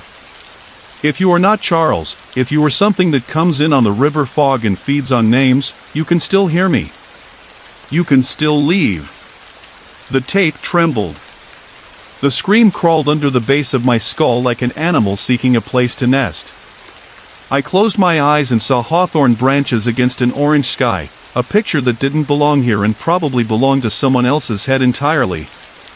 I opened my eyes because I didn't want to borrow anyone else's nightmare. The floor bucked. It was small, an old concrete slab finding the memory of a root and shifting 1 degree. It moved like a flinch. The movement was enough to tip a pallet down the aisle edge. 400 boxes of paper towels leaned without grace. None fell. The noise they made was the sound of a very large body clearing its throat. Amelia? I said, meaning both of them. I know, Thompson said. I know, Young said in my ear through the radio I had forgotten was clipped there. I'm bringing the mic in. She arrived with her useless umbrella and her useful dish. She stood just behind us and put the recorder at our head height like a person leaning into a conversation. She pressed record again. This time she didn't let the warehouse lead. She spoke over it. Charles, she said. If you're stuck, we have to find the pattern you're stuck in. Breathing, you did that, once. Counting, you did that, at your station, boxes in, boxes out. You said your name into the clock. Say it now. Or let us say it. Charles. Ray. Jackson. The PA said, with a courage that hurt, Jax, and then something changed under the change. We had been responding to sound. Then the space changed its mind and became touch. My left hand buzzed as if someone had put a cheap motel massage bed coin into my bloodstream. The racking to our right skittered as if someone had run a hand along its side. Out of the corner of my eye I saw a human shape step behind a column, and it was mine again, height and stance and the specific bend of a shoulder where an old injury gets into the weather and argues. It felt like the future was walking ahead of me, and the present was trying to catch up by tugging my sleeve. "Say it," Young urged, the recorder eating her courage with tiny clicks. "Say your name." The building said, "Jack's son," and the last syllable stretched like a trampoline cloth held too tight for too long. And then the warehouse played it back. Not the scream. Not the breath. The thing. The moment. The exact sequence of sounds just before a fall that no one ever records because people don't set up microphones in the places where a life will be brief. A shoe losing traction, rubber squeal, air moving very fast because it suddenly has a body to move around. A head hitting steel, not a crack, a dull round thump like a melon dropped onto damp earth. A long, wet struggle with water that isn't deep enough to drown anyone who wants to live. The empty sound of nothing noticing for a very long time. I went down on one knee like somebody had taken the rod out of my leg and replaced it with air. Thompson didn't touch me. She braced like she was under a load and waiting for it to settle evenly. Young said something in my ear that sounded like a word but was probably just the rough breath of someone trying not to let a sound like that colonize the back of their throat forever. "I'm sorry," Thompson said, and I couldn't tell who she meant. The exit door far back on the dock hammered once, not a truck this time, something inside that wanted outside. The red light pulsed in a new rhythm. The rain intensified like it had been asked to. In the yard lights went from mustard to white and then went out entirely. The warehouse settled into a dark it liked better. Young raised the recorder so the little red eye on it looked out over the top of our heads. "You have our attention," she said. "What do you want us to do with it?" The tape lifted. All of it. Every strip that had ever come loose, every label edge, every box seemed not sealed to perfect tolerance rose a fraction as if the sticky part had found something sticky in the air above us. Labels turned their faces to us. 1,000 UPC codes glittered like insects' eyes in a flashlight beam. In their reflection I saw, not the future exactly, but in order. Figures on a dock. A door that opened when someone told us not to. A shape that came in on legs and left on none. A voice on a PA that used my name before I'd given it permission. The warehouse wanted us to see. It wanted us to rehearse. Wayne's voice came in on the radio, higher than I'd ever heard it, like it had climbed a ladder to get to me and found it too tall. "It's on the cameras," he said. "It's you. You're on the dock and you're screaming and I don't know which time it is." I stood. My knees didn't want me to. They liked the old concrete. They liked the way it hummed against my joints. I stood anyway. "We're not doing it," I said to the building. "We're not opening the door." "No," Thompson said. "We're not." Young's hand found my sleeve. "We're going to walk backward out of this aisle," she said. "Nice and slow. We're going to turn at the end and walk to the security office. We are not going to look at screens. We're going to look at each other. And then we are going to prop that exit door with a steel bar and chain it shut according to fire code plus everything else we can think of, and if it wants us, it can make a better argument than this." "What if it's not in it?" I asked. "It is," she said, and her voice didn't leave room for anything else. We walked. The tape lowered itself like hair smoothing down after a hand.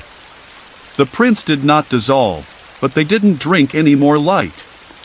At the end of the aisle we turned right the way we never turn and left at the stack of broken pallets that everyone promised to throw away and never did. We walked a line between light and shadow that felt like a hallway even though it wasn't. In the security office, Wayne had dragged a cabinet in front of the outer door. He had found a chain. He had wrapped it through the exit handle and around the machine that sells candy for $1 and snacks for $3. His face had that winter-sick pallor of a man who has been told to stay at his post while the tide comes in. He didn't try to show us the monitors. He didn't ask us to look. He kept his hands flat on the desk as if he had been told he would be graded on steadiness. "The door tried again," he said. "It wants you to let it in, not go out," Young said. "It's not a river. Rivers don't ask. What does it do if we say no?" The warehouse answered. The PA clicked, breathed, and then spoke in Amelia Thompson's voice, her exact ribbon of tone, her exact rhythm when she read safety bulletins out loud. "Please make space on the dock. We will be opening the emergency exit." The words fell out of the speakers and onto the floor like weight. "That's not me," she said, too fast. The speakers above the cameras echoed back with the end of the phrase. The echo had my voice in it, exit, in the slant my vowels take when I'm lying. "We pull the breakers," I said. "We go dark. We lose heat," Wayne said. "We lose this," I said. Thompson nodded. "Do it." We did it. Wayne pulled the main to the dock circuit and then the one to the PA amps and then the little breaker nobody thinks to flip because it's labeled auxiliary in faded dymo tape. The lights along the dock line went out like teeth knocked from a jaw. The cameras in that zone went too. The heaters wheezed and settled. We stood in a box of our own breath and listened to the rain try to sell us on the idea that it could wash anything clean. The cicadas stayed. They made a sound that doesn't live in electricity. The choice to leave was not theirs. "Say the name," Young whispered. "Say it again." We did. One by one, like a prayer that got better with practice. Charles. Ray. Jackson. Each syllable smoothed the edges off the other sounds, rounded the corners of the place. By the fourth repetition I realized the warm and the wet were receding a fraction the way an ambulance siren does when it takes the corner and heads for someone else. By the fifth, Wayne's shoulders dropped a half-inch. By the sixth, the red light above the exit went from pulse to dim like a wound clotting. I don't know how long we stood there. Time does its origami in rooms like that. I felt my heartbeat slow until it wanted to sync with something else, not the building, not the river, maybe the person I was going to be if I got to walk out. It made me want to apologize to someone I couldn't name and forgive somebody I had a very clear name for. The recorder in Young's hand clicked once and showed a low battery light like a weak star. Quiet came. Not for good, but enough. We didn't stay till dawn. We didn't pretend a shift could be finished with a note like that hanging in the rafters. We found the shortest checklist that would satisfy the morning manager who would come in and laugh at us because nothing had happened that could be written down. We locked the inside of all the doors and wrote our initials on nothing and walked out in a triangle. Young on one point, Thompson on another, me on the third, Wayne closing behind us like a bad tale. The rain had gentled. The yard lights came back with their weak mustard. The river smell was kind again, like rope and wet iron in the backs of old boats. The cicadas sang anyway, a thin summer in a winter city. At the gate, Young said to me, "You live alone?" "Yeah. Tonight don't." "I don't have anyone to ask," I said, and I heard the self-pity in it and wanted to punch it out. She thought for a second. "I live close," she said, not like an invitation but like a line of defense being drawn. "Sofa's no fun, but it beats listening to your bathroom fans sing to you." Thompson looked at me. "You okay with that?" I nodded. I was not okay with anything. I wanted to be in a small room that had not learned a new voice. We walked out to the lot. The shape that had stood outside the dock door was gone, if it had ever been more than a trick of rain. The exit door was still closed. The red light was off. I slept that morning on a narrow sofa in an apartment with clean baseboards and stacks of safety reports on the coffee table like puzzle pieces you would never assemble because the picture they made would be a series of rooms you'd rather not walk into after dark. I dreamed about tape floating like hair underwater and woke up twice with my mouth open around a word I couldn't get to finish. I went back to work the next night because that is what people like us do. We show up. We count things that want to be counted. We try to bring home a paycheck that doesn't smell like the river. On the way in, I stopped where the marsh comes right up to the fence and watched a heron stand knee-deep in black water, patient the way only a bird that doesn't have to buy groceries is patient. It struck once, a silver thing wriggling where its beak turned the world into a sharp question. The heron swallowed. The river closed. The warehouse let us work for an hour before it asked again. It started small, a sound like a far, tired horn. Then it showed me my own face on the glass again, but this time the glass was in my own head and not in a door. The PA stayed dead. The heaters were steady. The door did not breathe with a hand. Instead, aisle 22, my first aisle, offered me a brand new sound I had never heard in all my nights on concrete: laughter. Not the narrow laugh from Returns. A different one. This one knew my name without using it. Liam, it said inside the laugh. Liam. I went to meet it because we always do. I found the place where the laughter lived. I stood in it. I put both hands on the rack frame and leaned in so my jaw brushed steel. I felt the building's hum come up through my teeth like a man tuning a note by touching the edge of a piano. Not tonight, I said. You're not a song. The hum pulsed, unhappy, and then let me be. I worked. I counted. I listened to the insect summer nobody had invited. I wondered if I'd ever hear real summer the same way again. Amelia Thompson sent Wayne home early with a look that told him this was kindness and not surrender. He went like a man who had held a wall up with his bare hands. Young stayed. The recorder stayed too. We said the name when the red light forgot it was supposed to be off. We said it again when the tape wanted to lift. We said it until the warehouse remembered it had other noises it could make: fans, rattles, the long, low wail of a train on the other side of a city that loves trains more than it has a right to. We made it through. If the story ended there, it would be the kind of story you tell at a bar when the TV is too loud. We would become people who say we saw a thing and then we handle our groceries with both hands and we don't press our foreheads to glass anymore unless it's to see how cold it is outside. But the building had one more trick, and it was a trick old cities know and new people always forget. The third night, a Tuesday, was colder. The rain pulled back and left a skin of ice on the puddles by dawn that made the cat sniff the world like it had a new flavor. The cicadas kept at it, faithful, impossible, a chorus from somewhere the weather couldn't reach. We clocked in. We checked locks. We looked at each other with that look tired people have when they know the next bad thing is scheduled for the same hour the last one was. I went to aisle 12 to show it I wasn't afraid. I stood where I had stood, between the prints that had dried into a darker stain the shape of a man who had stood and then not. I said the name. I waited. The footsteps came behind me. Rubber on concrete.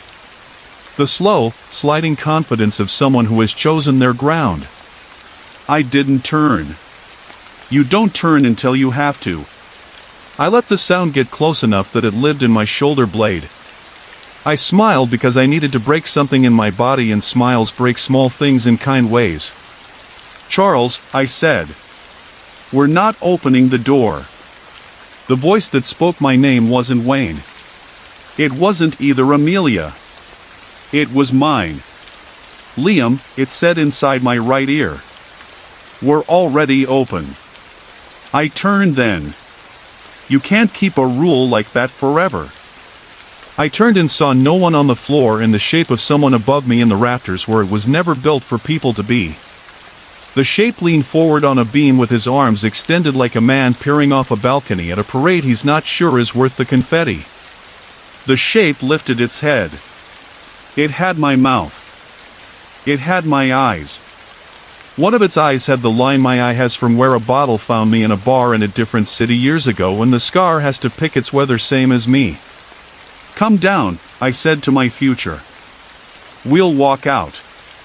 It smiled the wrong smile and then it fell. Not onto me. It fell into me, through the air and through the hum and into the picture of space my body makes in the world. It went into my chest like a wrong key pressed into the lock slowly, experimentally, by a hand that thinks it knows the shape of everything. I stumbled backward with my hands out and hit the rack upright, and the rack gave the small jar a rack gives when two lives touch it at the same time. The voice that came out of my mouth was not mine for 1 second, and that second was a year. Then it left. It fell the rest of the way and hit the floor and made no sound at all. Young found me with my hands up like a man who has just been asked for his wallet. It tried to wear me, I said, and the sentence made me laugh once, and the laugh sounded like a mistake. She didn't ask me what I meant. She put her small warm hand on the center of my chest where the hum was worst and said, without looking at me, "It can't keep you if you keep yourself." "How do I do that?"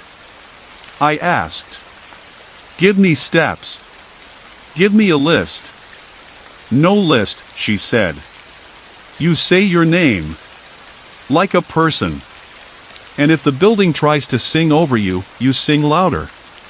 I did. Liam.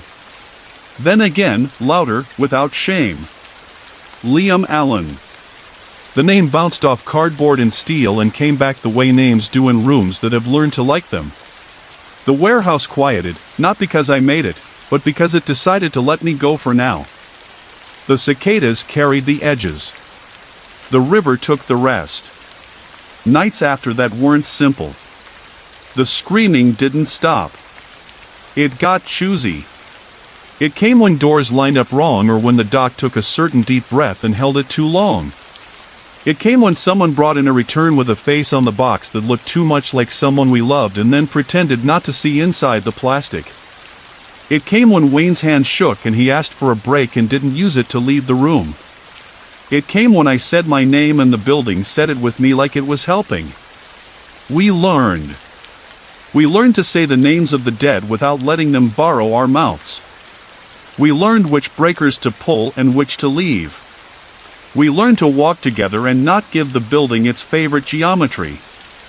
We learned to count in a cadence that made the shelves think we were singing to them, which I guess in a way we were. We learned to work anyway. Savannah stayed winter. The tourists came less, the river breathed fog, the ice on the puddles pretended it belonged in a city that always tastes like rain. The cicadas did what cicadas are not supposed to do, they sang. Sometimes I would stop on my way into the night and listen to them in the live oaks by the fence and feel certain I could hear the warehouse listening too, its walls leaning in like a person on a porch leaning toward a story he's heard before and will never get tired of. It made me wonder what kind of summer we were borrowing, what debt we were paying. On a Friday, the kind of Friday that lies about being harmless because it's the end of a week, I carried a box past aisle 12 and the tape lay flat and the prints had grown fainter again and the recorder on the security desk had a new set of little chips lined up beside it with dates written on them in neat marker. The radio was quiet. The exit door was shy. I stopped and said the name anyway because it had become a pause we earned. Charles Ray Jackson. The building held me there for a second the way a friend does, a hand on the shoulder, a weight that isn't heavy. The cicadas thrummed. The heaters ticked. The dock lights buzzed with their insecting glass sound. I took a breath that was colder than the last one. I let it out. There was a rumor someone wanted to close us down. The risk reports read a certain way. The data would tell a story anyone could sleep after reading. There was talk of moving the inside of this building to another building that hadn't yet learned to sing. We would go because we are people who go where we are told. Maybe the screaming would stay.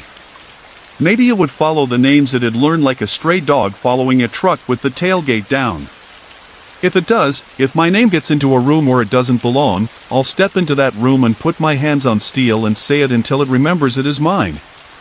If it stays here, if it keeps getting into the air like summer in January, then the next people will have to learn the way we did, not by a handbook, not by a speech, but by standing in the place where the worst thing happened and telling the building that there are other songs. On the nights when the screaming starts now, early and hot, we don't run. We walk. We make space on the dock not because a voice asked us to, but because working around each other is the only proof we ever get that we are not alone. We prop the door not with a chain but with ourselves. We listen for the sound under the sound, breath, a name, the unseasonal chorus that says the world has rules and sometimes the rules look like lies. We say the names again. We work. We count. We tell the building no when it asks the wrong way and yes when it asks the right one. And sometimes, between the screams that belong to the place and the laughter that doesn't, I hear a quiet in there that nobody taught it, a wordless shape like the end of gratitude, or the beginning of it. Maybe that's just me. Maybe it's the river talking through steel or bugs tunneling into a winter they had no business surviving. Maybe it's a voice finding the edge of itself and deciding not to sharpen it.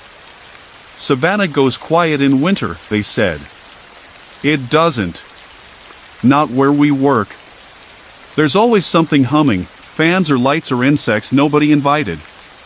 There's always a door with a new idea about opening. There's always a person at the center of the room saying their own name when the building tries to say it for them.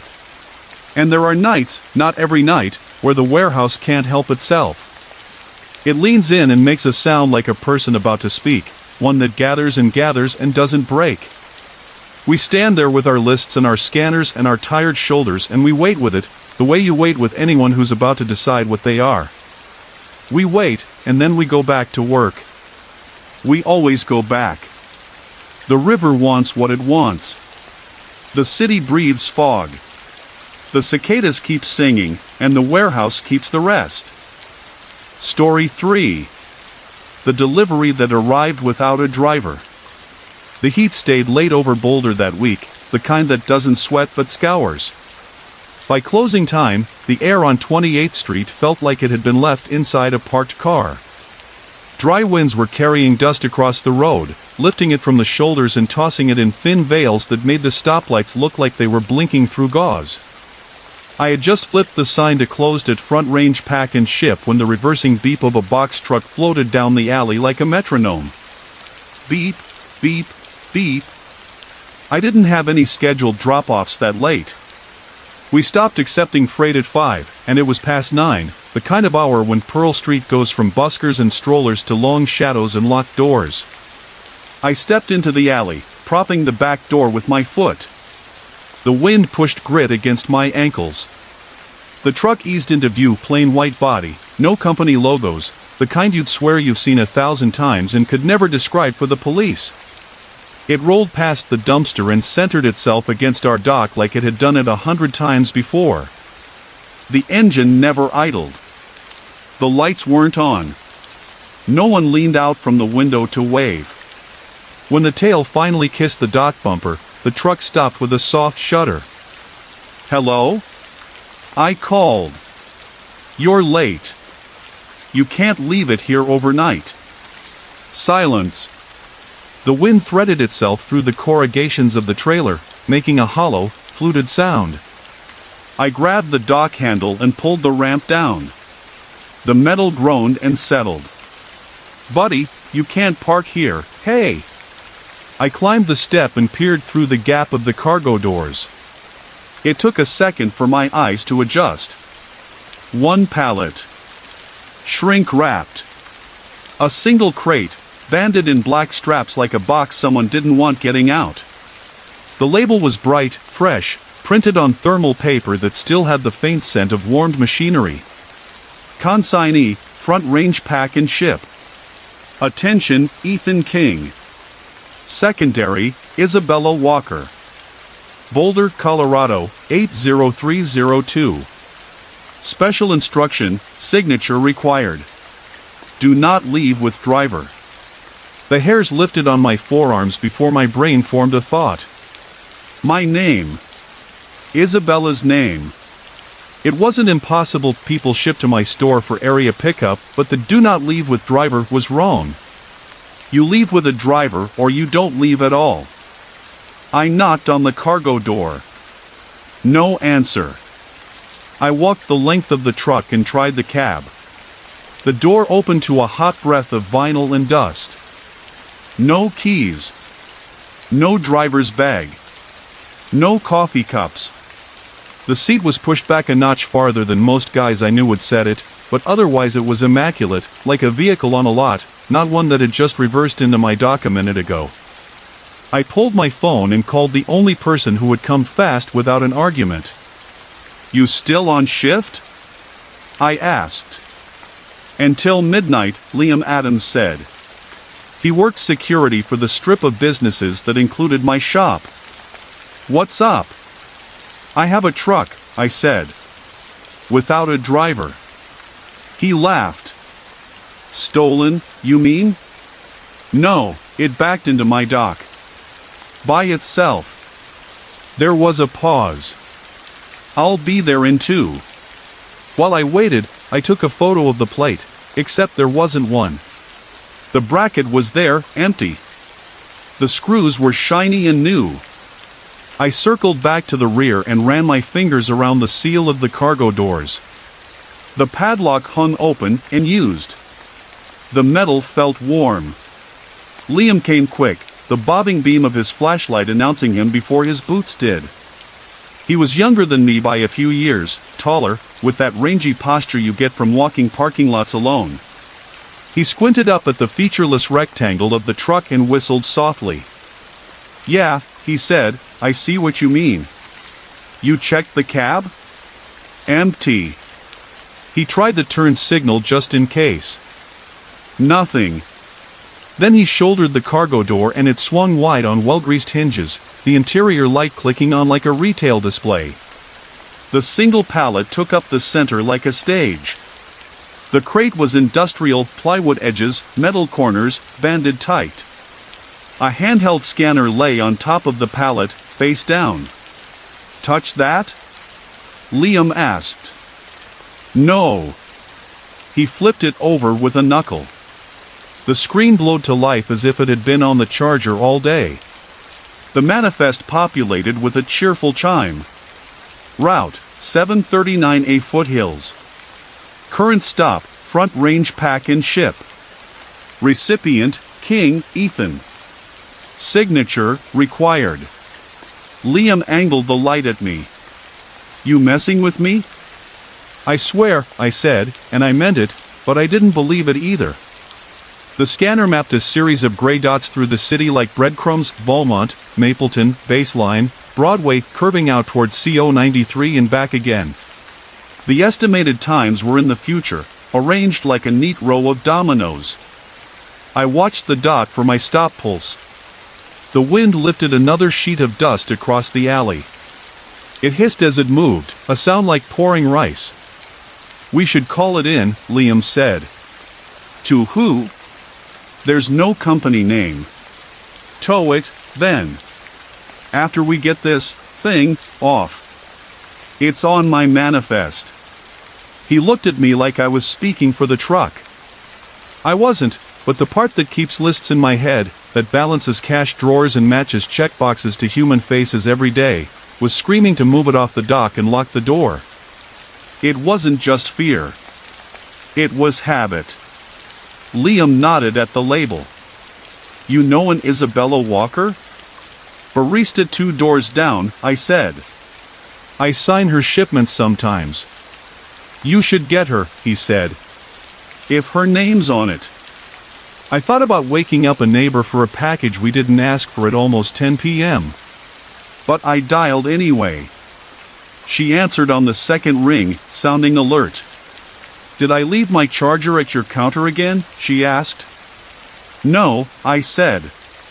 "We have a shipment for you. It's weird. Could you come out back for a second?" Her footsteps were soft but fast on the concrete. Isabella appeared at the mouth of the alley in a faded denim jacket. The wind tugged her hair into her mouth and she tucked it behind her ear. She had that late shift brightness that's 2 parts coffee and 1 part being good at talking to exhausted people. "What am I looking at?" she said, then saw her name on the label and stopped. "Okay, that's my name. You expecting anything?" Liam asked, gentle because he saw the tightness that came into her shoulders. "No." "And not with his name on it too," she said, glancing at me. "Is this a joke?" We don't know, I said. Liam tapped the shrink wrap with the back of his hand.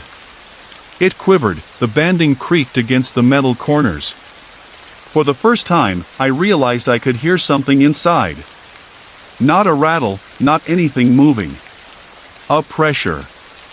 A hush, like holding a seashell to your ear and hearing traffic on the other side of town.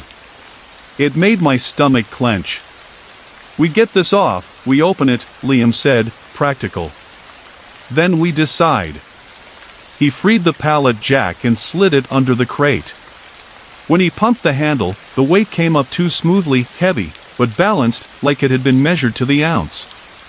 He glanced at me, eyebrows up. Easy.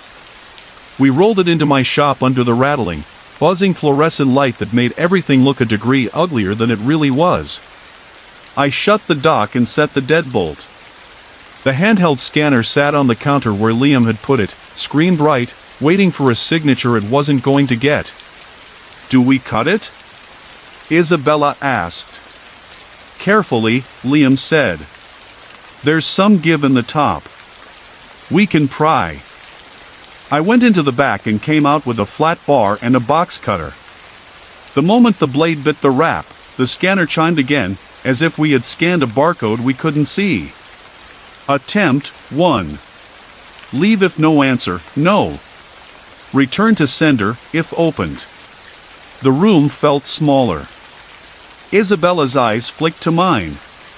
I don't like that, she said quietly. We aren't returning it to nobody, Liam said, putting the words down like bricks around us. He hooked the flat bar under a metal corner and levered.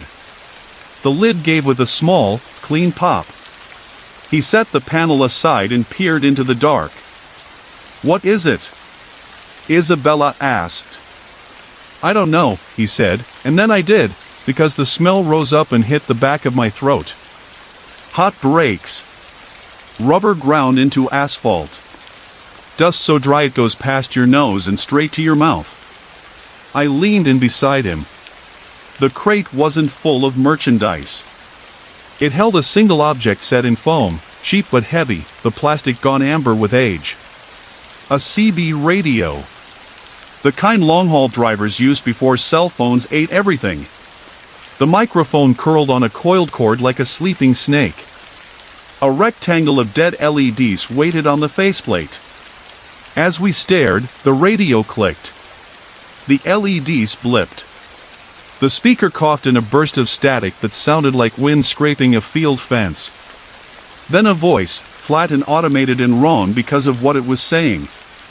Delivery attempted, delivery attempted, delivery attempted. The words had no accent. No breath between them. The loop counted 3 times and fell into silence, as if something had recognized that it had gotten our attention. Isabella put a hand over her mouth. It trembled. Liam reached in and lifted the radio. It was surprisingly warm, as if it had been sitting in a truck with the sun on the dash. The moment he freed it from the foam, the scanner chimed again. Route resumed. Next stop, 1717 Mapleton Avenue. ETA 2212. Notes, leave at door if safe. I swallowed. I knew that building old brick, for apartments, a set of mailboxes the landlords hadn't replaced since the 70s. That's not far, I said. Isabella stared at the screen until I realized why her eyes were wide. I lived there, she said. Years ago, apartment 4. Okay, Liam said, brisk because the alternative was letting that turn into something else. We take it. We leave it. Then we go to the cops with something that isn't a weird phone call about a ghost truck. I'm not taking that into my old building, Isabella said, sudden and fierce. Whatever this is, it knows my name. It knows yours. It knows, she gestured helplessly at the air, all this. I'll go, I said. The words surprised me coming out, but I was already reaching for the dolly. You two wait here. Lock the door behind me. If I'm not back in 20, call me. Then call everyone. Isabella took a breath like she wanted to argue and let it out instead. Liam plugged the radio into a power strip, which felt like changing the rules, but he said, if they want to talk, we might as well hear them. The radio was quiet now.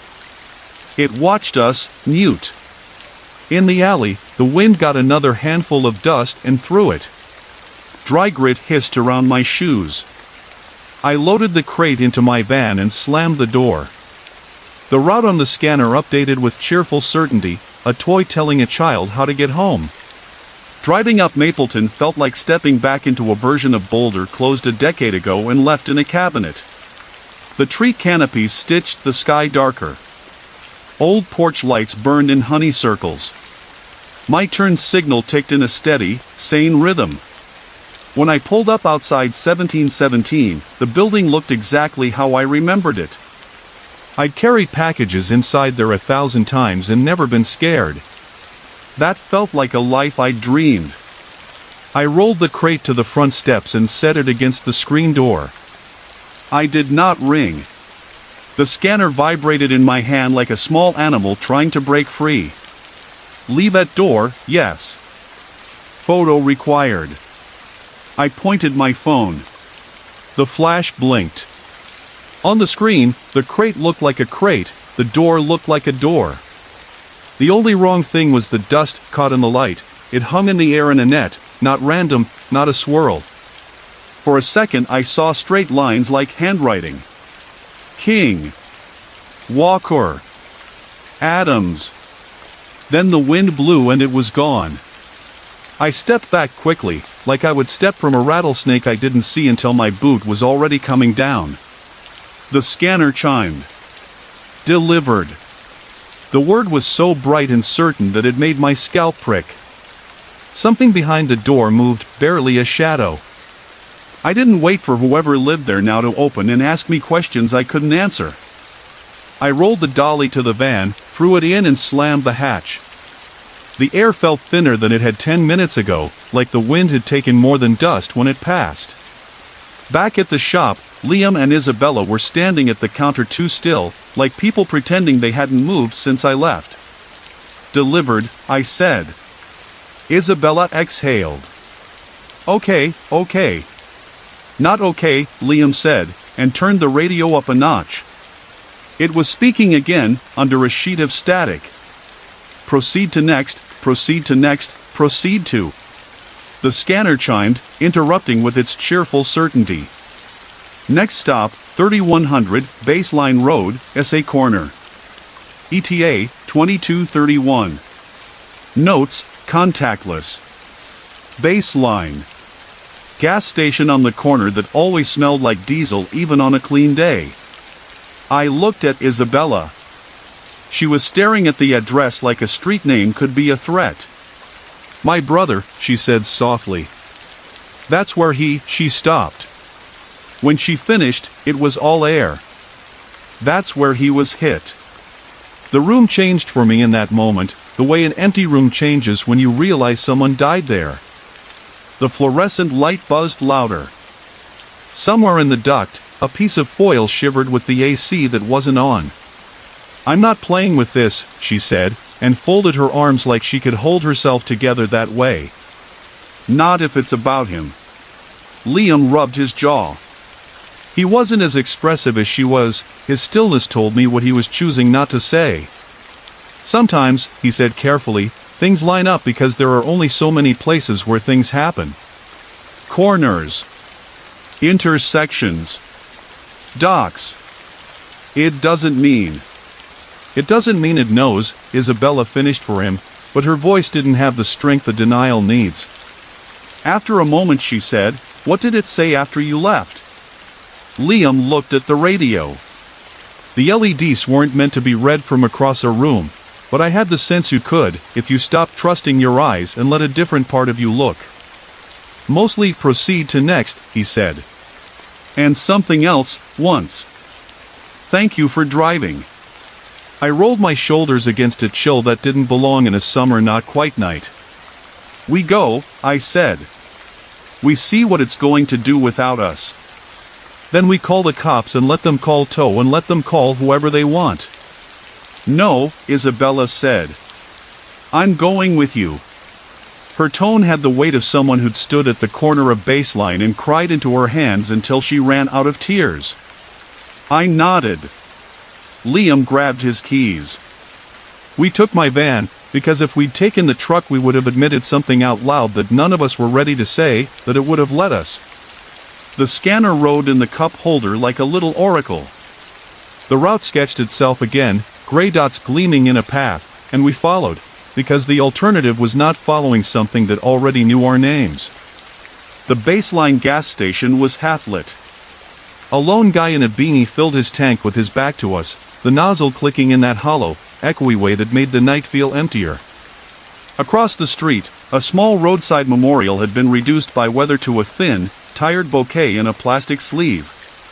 I had driven past it 100 times and not read the name because that's how you live in a town. You don't pick up every heavy thing you pass or you won't make it 3 blocks. Isabella saw it now the way you see a mirror you've avoided. She took one step toward it and then another as if she were testing a floor to see if it would hold. The scanner vibrated. Arrived. Contactless, yes. Photo required. I didn't want to take a photo of that corner. I did it anyway. The flash scattered the dust. In the whiteness, the memorial showed in brutal, compressed detail, flat as a stamp. A piece of reflective tape at the curb burned like an eye. Delivered. Nothing had been delivered. We hadn't brought anything. We had only come. The equipment declared something satisfied anyway. The radio at my elbow breathed. Signature, still required. The next address populated before we could look around and pretend to be doing something else. Next stop, Foothills Parkway / Volmont RD Overpass. ETA, 2247. Notes, do not attempt if unsafe. Liam squinted at the screen. I know that one. There was a jackknife there last winter. Semi slid on black ice into the guardrail. It's summer, I said, like that changed what a place remembers. We drove in a long diagonal toward the overpass. The dry winds off the flats had picked up, enough to push the van a fraction sideways when the road opened. The dust came in sheets, crosshatched by the headlights like rain's evil twin, and even in that, I saw it spell us again, a split-second trick of turbulence forming letters that were also lines of air. King. Walker. Adams. My hands tightened on the wheel. You see that? See what? Liam asked. He'd been looking in the side mirror, checking the lane behind us. The question wasn't a dismissal. It was an admission that I was already seeing things. He swallowed. Keep your eyes on the road. We eased onto the shoulder below the overpass. The guardrail showed 4 old bright spots in a row where the metal had been replaced, a little shinier, a little smoother. A city truck had painted over the scar in a conscientious line. Even so, the whole place felt like a bruise wearing makeup. The scanner chirped. Arrived. I set it on the dash like a compass I didn't want. Delivered what? Isabella asked, bitter now because grief had a way of hardening, sharp edges first. What is it delivering? Us, I said before I could stop. It's delivering us to the places that know us. The radio crackled. Return to sender, if opened. The words slotted into the earlier instruction and made a different shape in my head. Guys, I said slowly. The crate said we had to return to sender if we opened it. I am not returning anything to anyone, Isabella said. Where is sender, anyway? Liam asked, wary like he was asking a dog with its hackles up to let him pass. I scrolled the manifest. There was a line at the bottom, a gray dot without a time. Return to sender. Mile marker 49, Co 93. No stop scheduled. I have lived in Boulder for 20 years. I didn't have to look up where that was. It's a stretch of road where the hills shrug the town off their shoulders.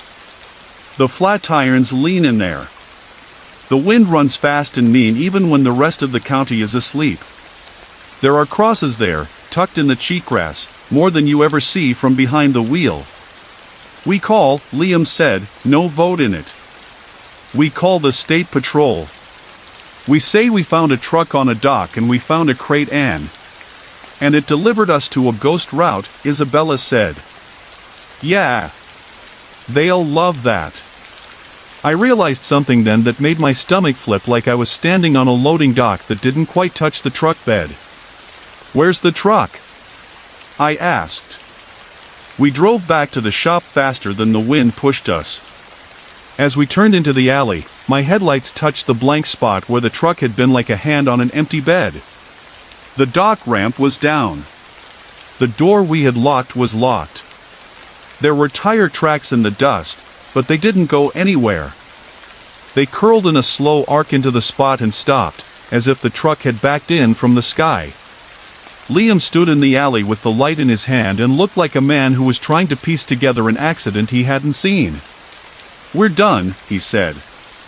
We leave. We go home. We let whoever wants this to be our problem take it. The radio clicked. Thank you for driving, it said, soft, almost human. Final stops pending. The scanner chimed again, interrupting like a cheerful child in a bad moment. Next stop, Front Range Pack and Ship. ETA, 2310. Notes, signature required. It's coming back here, Isabella said. It never left, I said, meaning the truck and not meaning the truck. It doesn't need to. I unlocked the door with hands that didn't feel like they belonged to me. The fluorescent light flared and steadied. The CB on the counter clicked. The LEDs shifted in a way that felt like eyes. The scanner presented a signature box like a dare. Ethan King in block letters at the top. Below it, a line. There is a trick your brain plays, walking you to the edge of something and telling you that if you lean out a little you'll see what you need to see to make the right call. I picked up the stylus. Isabella made a sound in her throat like the start of a word you could stop time with. I signed. The radio breathed. The sound that came through wasn't words at first. It was the wind, the way a microphone hears it, grainy, full of bodies it's moving. Then a voice, not automated, or if it was, it had learned an echo of a man. Adams, it said. Liam blinked. His mouth opened and closed on nothing. He hasn't told me much about the years between graduating high school and getting a license to walk an empty strip of stores all night, but I've heard enough to fill the silences. A lot of deliveries, different companies, no one long enough to put on a jacket in winter and call you by your first name when they hand you a route you don't want. I'm here, he said. Proceed to next, the voice said. Then, after a pause that felt like it was looking for something inside itself, you left. You did not stop. You are still on the road. Liam's jaw tightened. That was a long time ago. The next stop populated. I didn't have to read it out loud. He read it with his face. Next stop, El Dorado Springs DR/Marshall RD. ETA, 2326. Notes, shoulder only. I'm not going there, Liam said. The quiet was terrible with the certainty in it. No. What happened? Isabella asked, not to be cruel, but because she understood that grief prefers the whole sentence. He stared at the line of the counter like the wood could tell him what to say. Traffic was stopped, he said. Like, hard stopped. There was a van up on the shoulder with the hood popped. A guy waving his arms. I had a full load and a time I couldn't hit even if I ran. If I stopped, the route was going to be shot and my boss was already on me. I didn't even make eye contact. I went around, the shoulder was clear, I could do it, I did it, he swallowed. It's not like I hit anyone. I didn't hit anyone. I just didn't stop. The radio wouldn't shut up after. It kept saying proceed to next. Over and over. Like this. The radio said very softly, thank you for driving. Isabella's eyes filled without spilling. We were all holding water we couldn't carry. She reached for Liam's arm, not to argue but to be a hand on him when he fell. We can make it stop, she said. We return it. We take it to where it wants to go, and then we leave it there. It wants us, I said, the words tasting like dust. It said signatures required. Then we sign, she said. We sign for the things we didn't sign for when they happened. We signed for all the places we passed like they weren't heavy. We got back in the van because the road outside the store had begun to feel like it didn't end if we didn't move on it. The scanner rode in the cup holder. The radio rode on my lap, warm. The drive out toward El Dorado Springs is black at night even when the sky is full of stars. The foothills rise up on your left like folded velvet and swallow the light.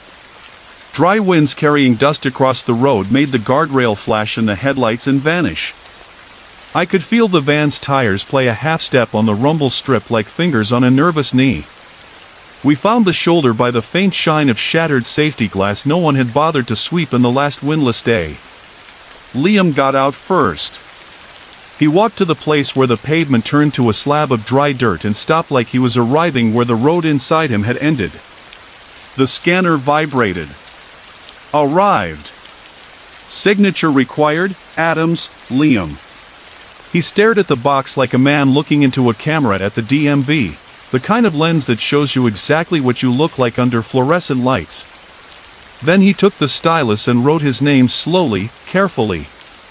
The stylus squeaked in a tiny way that made me want to scream. The radio exhaled. The voice that came through this time sounded like it was standing a few feet to my left without a mouth. Thank you, it said. Return to sender. What about me? Isabella whispered. It wasn't a complaint. It was a question you ask a grave when you come back to it in the half-dark. The scanner knew the answer before we did. Next stop, Baseline RD/27th Way. ETA, 2352. Notes, crosswalk. She closed her eyes for a long blink. When they opened, they were not hard, but they were set. We go, she said. Then we take it back where it came from. We went. I don't remember the drive in a straight line. I remember the sound of grit against the wheel wells. I remember the smell, which is the only thing your body can catalog when every other sense goes full and stays full, hot dust, rubber, a sweetness like warmed plastic. We pulled to the curb by the crosswalk. The little white walking man glowed on the far side and went away and came back, patient as an apology too late. Isabella got out alone. She stood at the edge where the curved slope begins and looked both ways, not to see if a car was coming but to honor the way a body moves when it hopes to live. She put a hand on the pole with the button and didn't press it. The scanner hummed in my hand like a heart. Arrived. Signature required, Walker, Isabella. She leaned in the passenger window to take the stylus. She signed. The stroke of the last A had a small flourish, defiant, almost pretty. She didn't let it go as a rote act. She took it back. The radio spoke. Thank you, it said, and the hum of the wind behind the word made the hair move on my arms. Return to sender. I pulled away from the curb. The rod on the scanner was a single gray dot now, hovering at the junction of a number I knew and a place that didn't have a mailbox. CO 93, mile marker 49. The road climbed out of town like a string too tight. The flat irons leaned, black clothespins holding the sky in place. The dry winds didn't blow there so much as run, a constant invisible river that dragged dust and seams across the pavement. We found the marker by the little green rectangle and the way the weeds had leaned permanently away from the road's throat. The shoulder had enough room for a state truck and a man with a clipboard. I eased the van onto it and killed the engine. The night rushed in through the vents like air after a held breath. It smelled like sage and rock and old heat. "Now what?" Liam asked. "We put it down," Isabella said. "And we walk away." We lifted the crate out together, no dolly, no straps. It was lighter than it had a right to be. It felt like the weight of a carry-on with 5 books in it, not a crate heavy enough for a forklift. We set it on the gravel. The CB ticked against my thigh where I'd wedged it under my belt like a radio an electrician might carry. "Proceed to next," it said softly, and then, "Thank you for driving." The headlights of a big vehicle rose behind us, slow, as if coming up a hill made of syrup. I turned, already squinting against what I knew I would see, even though the part of me that writes lists and balances drawers still hoped for a tow truck with a bored guy on his phone. The truck came around the bend with no lights, no engine noise, and rolled into the shoulder like a question mark leaning. It stopped parallel to us. The cargo door opened an inch without a hand. The interior light came on. The dock ramp we did not have lowered itself and made a path from the dark inside to the gravel where our crate waited. It felt obscene, like watching a mouth open. "We go," Isabella said, and put her hands on the crate. Liam and I did the same. We slid it to the lip and the truck swallowed it with the soft scrape of foam on painted steel. The scanner chimed in my pocket. "Return to sender, initiated. Signature required, King, Ethan." I looked at the screen, at my name, stupidly surprised to see it after everything else. It shouldn't have surprised me.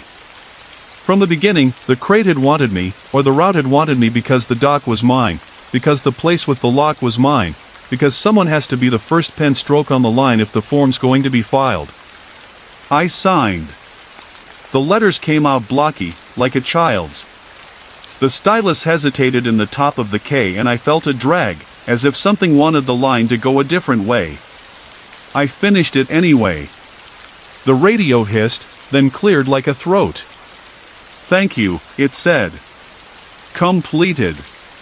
The cargo door started to slide down. In the moment between open and closed, when the light inside made a strip across the gravel, I saw something I almost don't want to write, because writing it is how I'll see it again when I close my eyes. The far end of the truck wasn't just a wall. It was depth. Distance. Not like a road, like the idea of a road, the way a child draws a stripe to represent a journey that hasn't been taken yet. The dust moving in the beam spelled something and didn't. Then the door sealed.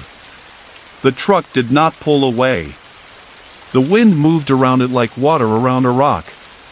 "Now we leave," Liam said softly, as if we were whispering in a church. We got in the van with the little jerky movements of people who are trying not to wake something up. I started the engine. The radio in my lap was silent. The scanner had gone to a simple home screen, as friendly and blank as an appliance in a catalog. We pulled onto CO 93. The Green Mile marker slipped by on our right. The wind pushed at the van, insisting. I kept my hands at 10 and 2 like I was taking a test. We didn't talk. We didn't turn on the radio. When we hit the first curve below the flat irons, something in the dark just off the shoulder flashed like eyes, and I flinched and didn't flinch enough to leave the road. My heart thudded until my vision wobbled at the edges.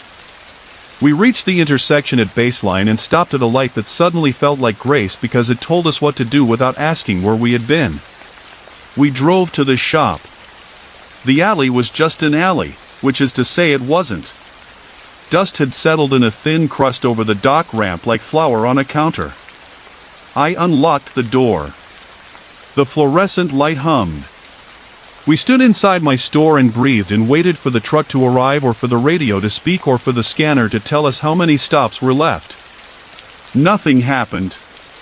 Isabella put her head down on her folded arms on the counter and laughed once, The kind of laugh that tastes like crying. Liam leaned his shoulders into the doorframe and closed his eyes. I wiped my palm on my jeans and felt grit roll under my hand.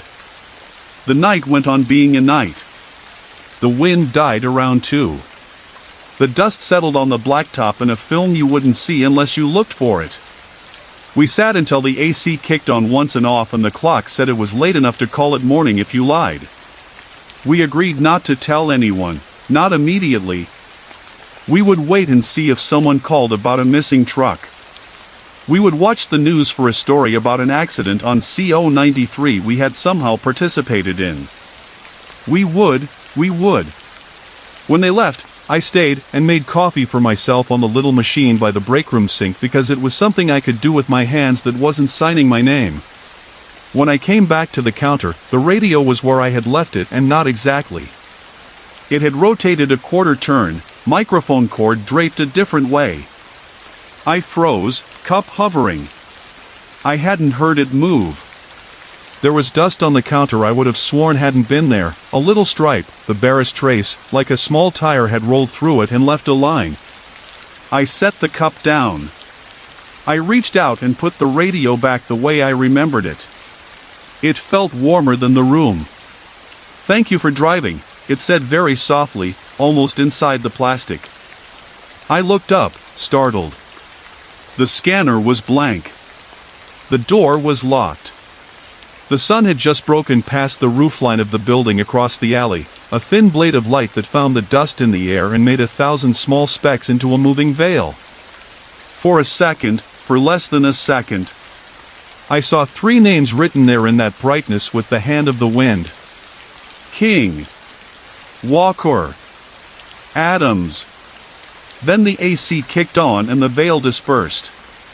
Over the next week, the heat broke and then came back harder, the way it does. Dry winds carried dust across the road in sheets so thin they looked like tricks of light. I kept the radio in the back office, unplugged, no power cord anywhere near it, and sometimes when I walked past I heard a tiny click, like a truck blinker far down a long, long road. I didn't open the office door when that happened. I didn't look through the glass. I pretended the sound was the compressor in the mini fridge catching. Isabella came by more often. She starts her shift next door early now, as if seeing the street at a different hour lets her pick a timeline where the wrong thing didn't happen. Sometimes we stand in the alley before the customers show up and watch the dust hover like a breath you can see. Neither of us says my brother or that corner. We say, looks like the wind's up, and mean everything. Liam walks the strip and pauses at my door and taps the glass with his knuckle twice. He's quieter, which is saying something. Once he told me he took a different route home, not because it was faster, but because it passed more shoulders you could pull onto if you had to. He smiled without humor and said, "Proceed to next," like a punchline that gets funnier the more it ruins you. Some nights, when it's late and my sign is flipped and the fluorescents have surrendered and the breakroom coffee is the color of old pennies, I hear it, a reversing beep in an alley with no truck. Beep, beep, beep. It doesn't scare me the way it should. It feels like an old calendar remnant on my phone, a reminder for a meeting I no longer have. I know not to go look. When I lock the door and walk to my van, the dust slips across the road in little pages. If you stand there long enough, you'll swear you see writing. Sometimes I think I see a list of stops that aren't ours anymore, places I hope are far from here, corners and curb cuts that belong to somebody else's heavy roads. Sometimes the dust spells my name and then, sometimes it doesn't. The relief of that makes me a little ashamed. Every so often, when a late box truck takes the turn a little too tight on 28th and the wind lifts a brown sheet of air off the shoulder, my heart will jump like the shutter in a camera. I will set down whatever I'm holding and I will stand very still and listen. The air will say nothing, and saying nothing, it will say it all. The road is the road. The stops are the stops. The things we didn't sign for are still waiting somewhere on a shoulder with the hood up. If you ever hear a voice on the radio that says, "Thank you for driving," when you haven't turned the dial on, if a route appears on a screen and puts a dot where your place is and puts your name in crisp, black letters, do not think too hard about whether it came for you or whether you made a shape in the air that looked exactly like what it wanted. Don't open what you don't have to open. But if you already did, if you can feel the wind in your kitchen at 2 a.m. like a long corridor with a single crate at the end of it, if you catch your own name spelled weakly in the dust on your window and wipe it away and it is in the next pane too, go to the mile marker. Set it down. Sign for it. Let the door close. Let the road complete itself without a driver. When the wind moves again, when the dust lifts and slurs like a breath, when you hear the softest voice say completed under the hum, walk back to whatever is still yours. Lock the door. Turn the sign. Tell yourself the heat will break, that tomorrow, the dry winds won't carry dust across the road.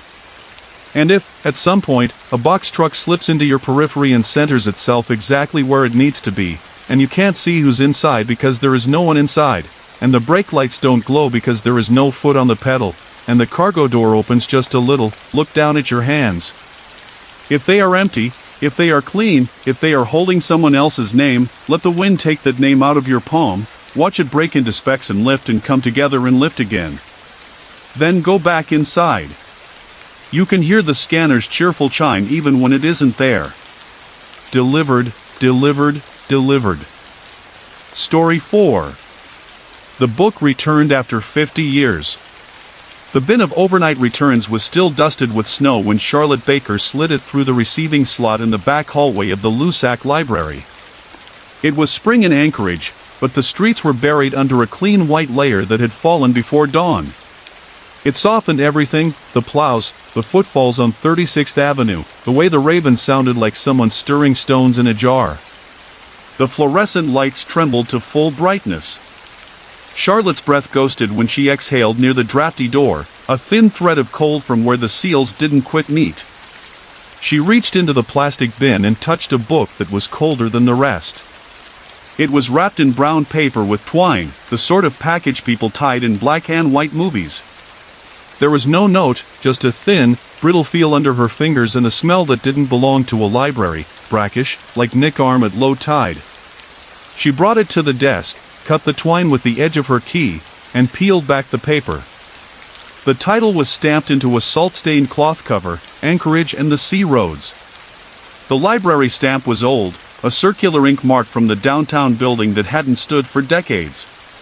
The top edge of the pages was gritted with something that looked like silt. Charlotte smoothed a palm over the front end paper. It was stamped with a date due card and a pocket for checkout slips that looked like they should be in a museum.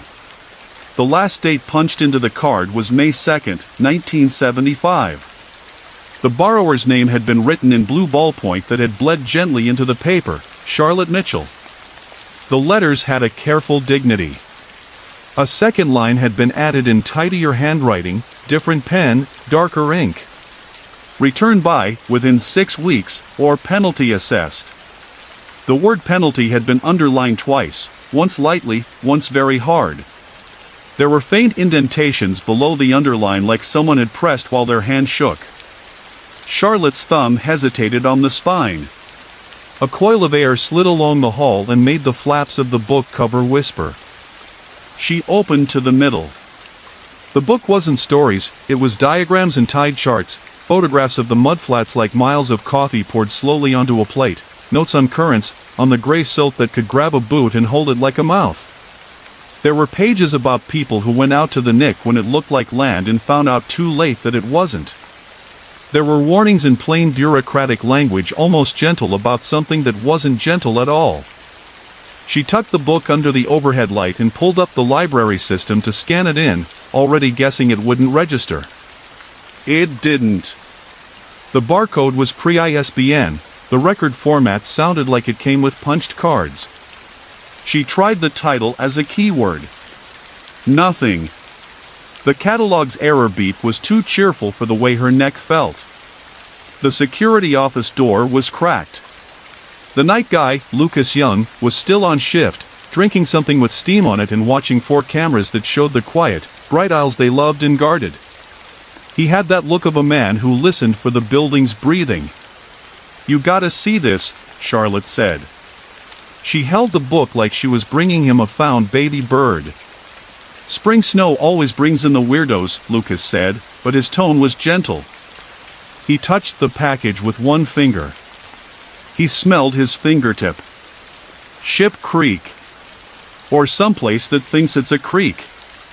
Last due date is 1975.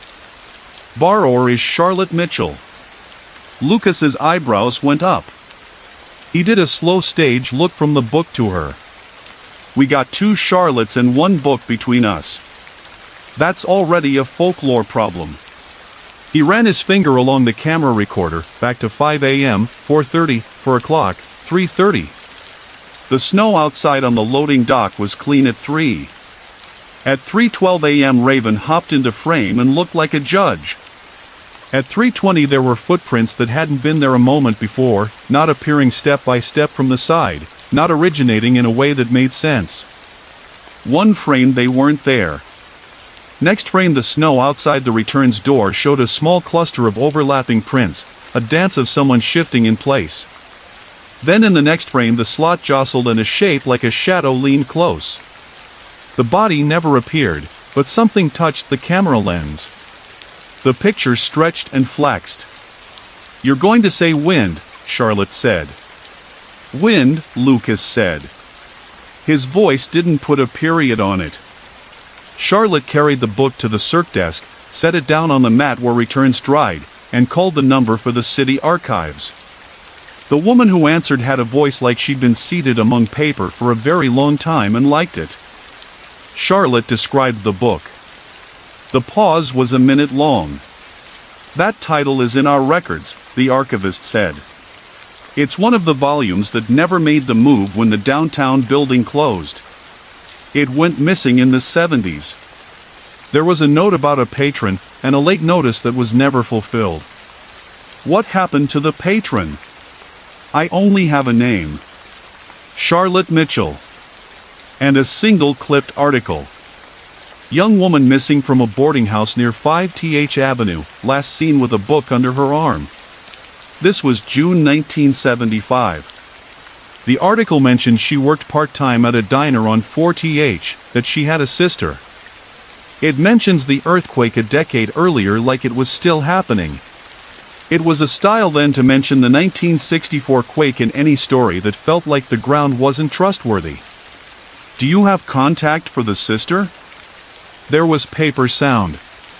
"No. But there's a phone number written on the file in red pencil. Not modern format. Exchange name and 4 digits. The kind of number you'd call from a heavy black handset." Charlotte set the phone down. She wrote the old number on a yellow sticky because that felt like the right texture for it to live on. She held her hand above the book. Tiny crystals of ice were melting along the cloth cover and sinking in, leaving the odd shimmer of water that had seen something live. "Where did you come from?" she said softly. "And why now?" The lights went low for a breath like the building took a sip. Charlotte looked up. The windows showed a street with fresh snow. The sky lightened like someone peeled a thin layer of tin foil off the sun. A truck went by with its chains muttering.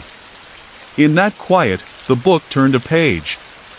Charlotte hadn't touched it. The air had moved just enough.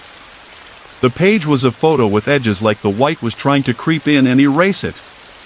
A woman in a wool coat stood in front of a sign for the Z.E.J. Lusac Library in the downtown that no longer had it. She stood very straight and held a book. Her face wasn't facing the camera. It was tilted toward the glass of the library doors like something inside was telling her a secret. Charlotte found she had placed the tip of her finger on the margin. Tiny salt grains clung to her skin. There were pencil marks around the woman's shoes. A note below in the kind of teacherly cursive you could trust. "This was the day they gave me the C roads. He said the tides made a clock inside the earth. He said you could read the time by the way the flats breathed." Charlotte closed the book carefully. She checked the seals around the back door again. She set the thermostat up 2 degrees. When she turned back, the book was shifted 2 inches closer to the edge of the mat, the way a child tests whether you'll notice. The first patron arrived at 9. The day went on with a normal that felt rehearsed. Children's story time rolled out in soft voices, and someone underlined something angrily in a magazine and was asked not to, and a man wanted a computer with more privacy because he had legal documents, and 2 teenagers laughed at something too much for a quiet building. Lucas passed behind the desk at noon, his cheeks red from the loading dock, and said, "We got a call for you." "For me?" "There's an older woman at the info desk asking for the person in charge of returns. And she says her name is Charlotte." Mrs. Mitchell was in her 70s, hair swept back with stubbornness, a navy coat still dusted with snow, shoes that were in the family of sensible but had opinions. She carried a tote bag that said Alaska State Library in cracking white letters. Her voice was strong like the beam of a flashlight. "I got called by a man from the archive," she said, looking at the book like it was harmless and also the end of her road. "He said you had a volume from the old downtown building that had my sister's handwriting in it. That would be the only thing in the world with her handwriting left that isn't a photograph label. So I came." Charlotte didn't say the first thing she wanted to say, which was, "Are you sure you want to see this?" She carried the book to a small table by the window. The snow outside was shining now, too white to be a gentle color. The sky had the thin blue of glass. Mrs. Mitchell sat down. She didn't ask permission. She opened the cover. Sometimes you see people's childhoods pass through their faces. You see the person their mother called to supper and the person who thought nothing truly bad could happen. It crossed Mrs. Mitchell's face when she saw the checkout card and the initials written neat as a promise. She put 2 fingers on her previous name the way you touch a name on a wall after a memorial. She was 18, she said. I was 20. Her name was Charlotte too. We were a problem in a household that didn't know kindness. She got a job at a little diner. She loved the library like you love a thing that always lets you sit down without asking what you've done to deserve it. She checked out a book and did not come home. All that summer people said the earthquake had made cracks and she fell into one of them and didn't stop. People said things. People didn't know anything. Charlotte let the woman turn the pages. The air around the book had that coolness like a hospital corridor. There were margin notes in a young hand. There were faint prints as if someone had handled the book with fingers damp from snow or salt water. Mrs. Mitchell stopped at a page that wasn't a photograph at all. It was a transparency with an overlaid map of the mudflats and a spider web of lines indicating tidal currents. In pencil, someone had traced one line and written, "If you follow this exactly, you can get across." "Is that true?" Lucas asked from behind Charlotte's shoulder. He hadn't meant to speak. It just fell out. "No," Mrs. Mitchell said. "It's true until it isn't. That's the truth of this whole city. The land is true until it rolls under you. The light is true until it quits and you feel how long the night can be. Men are true until they go to sea or the slope and don't call home. It's the only reason anyone here gets good, because you have to practice not lying to yourself." She put her finger on a smudge where the pencil had fallen harder on the page. She lifted her finger, and she was crying without surprise, the way someone cries when their body remembers a thing before they do. "We pasted flyers at the bus station," she said. "By the old J.C. Penney. The day the plows came after that first fall in September, not the summer but it felt like summer had been shut with the door, I saw her handwriting on a paper that wasn't ours. It said return before penalty. It said 1975 is a door that only opens outward.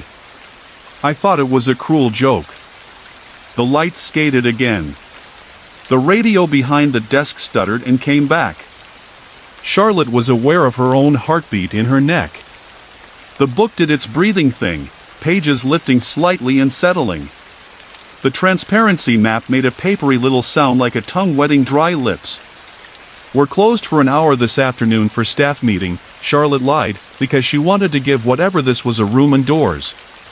"Would you both? Can we go to the back and look at this where there isn't a line of people asking for tax forms?"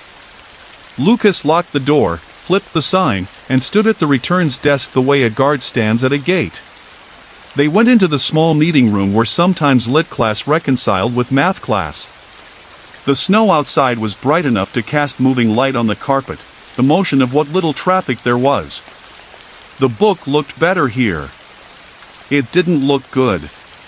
"Why now?" Charlotte said softly. "Why bring this back after 50 years?"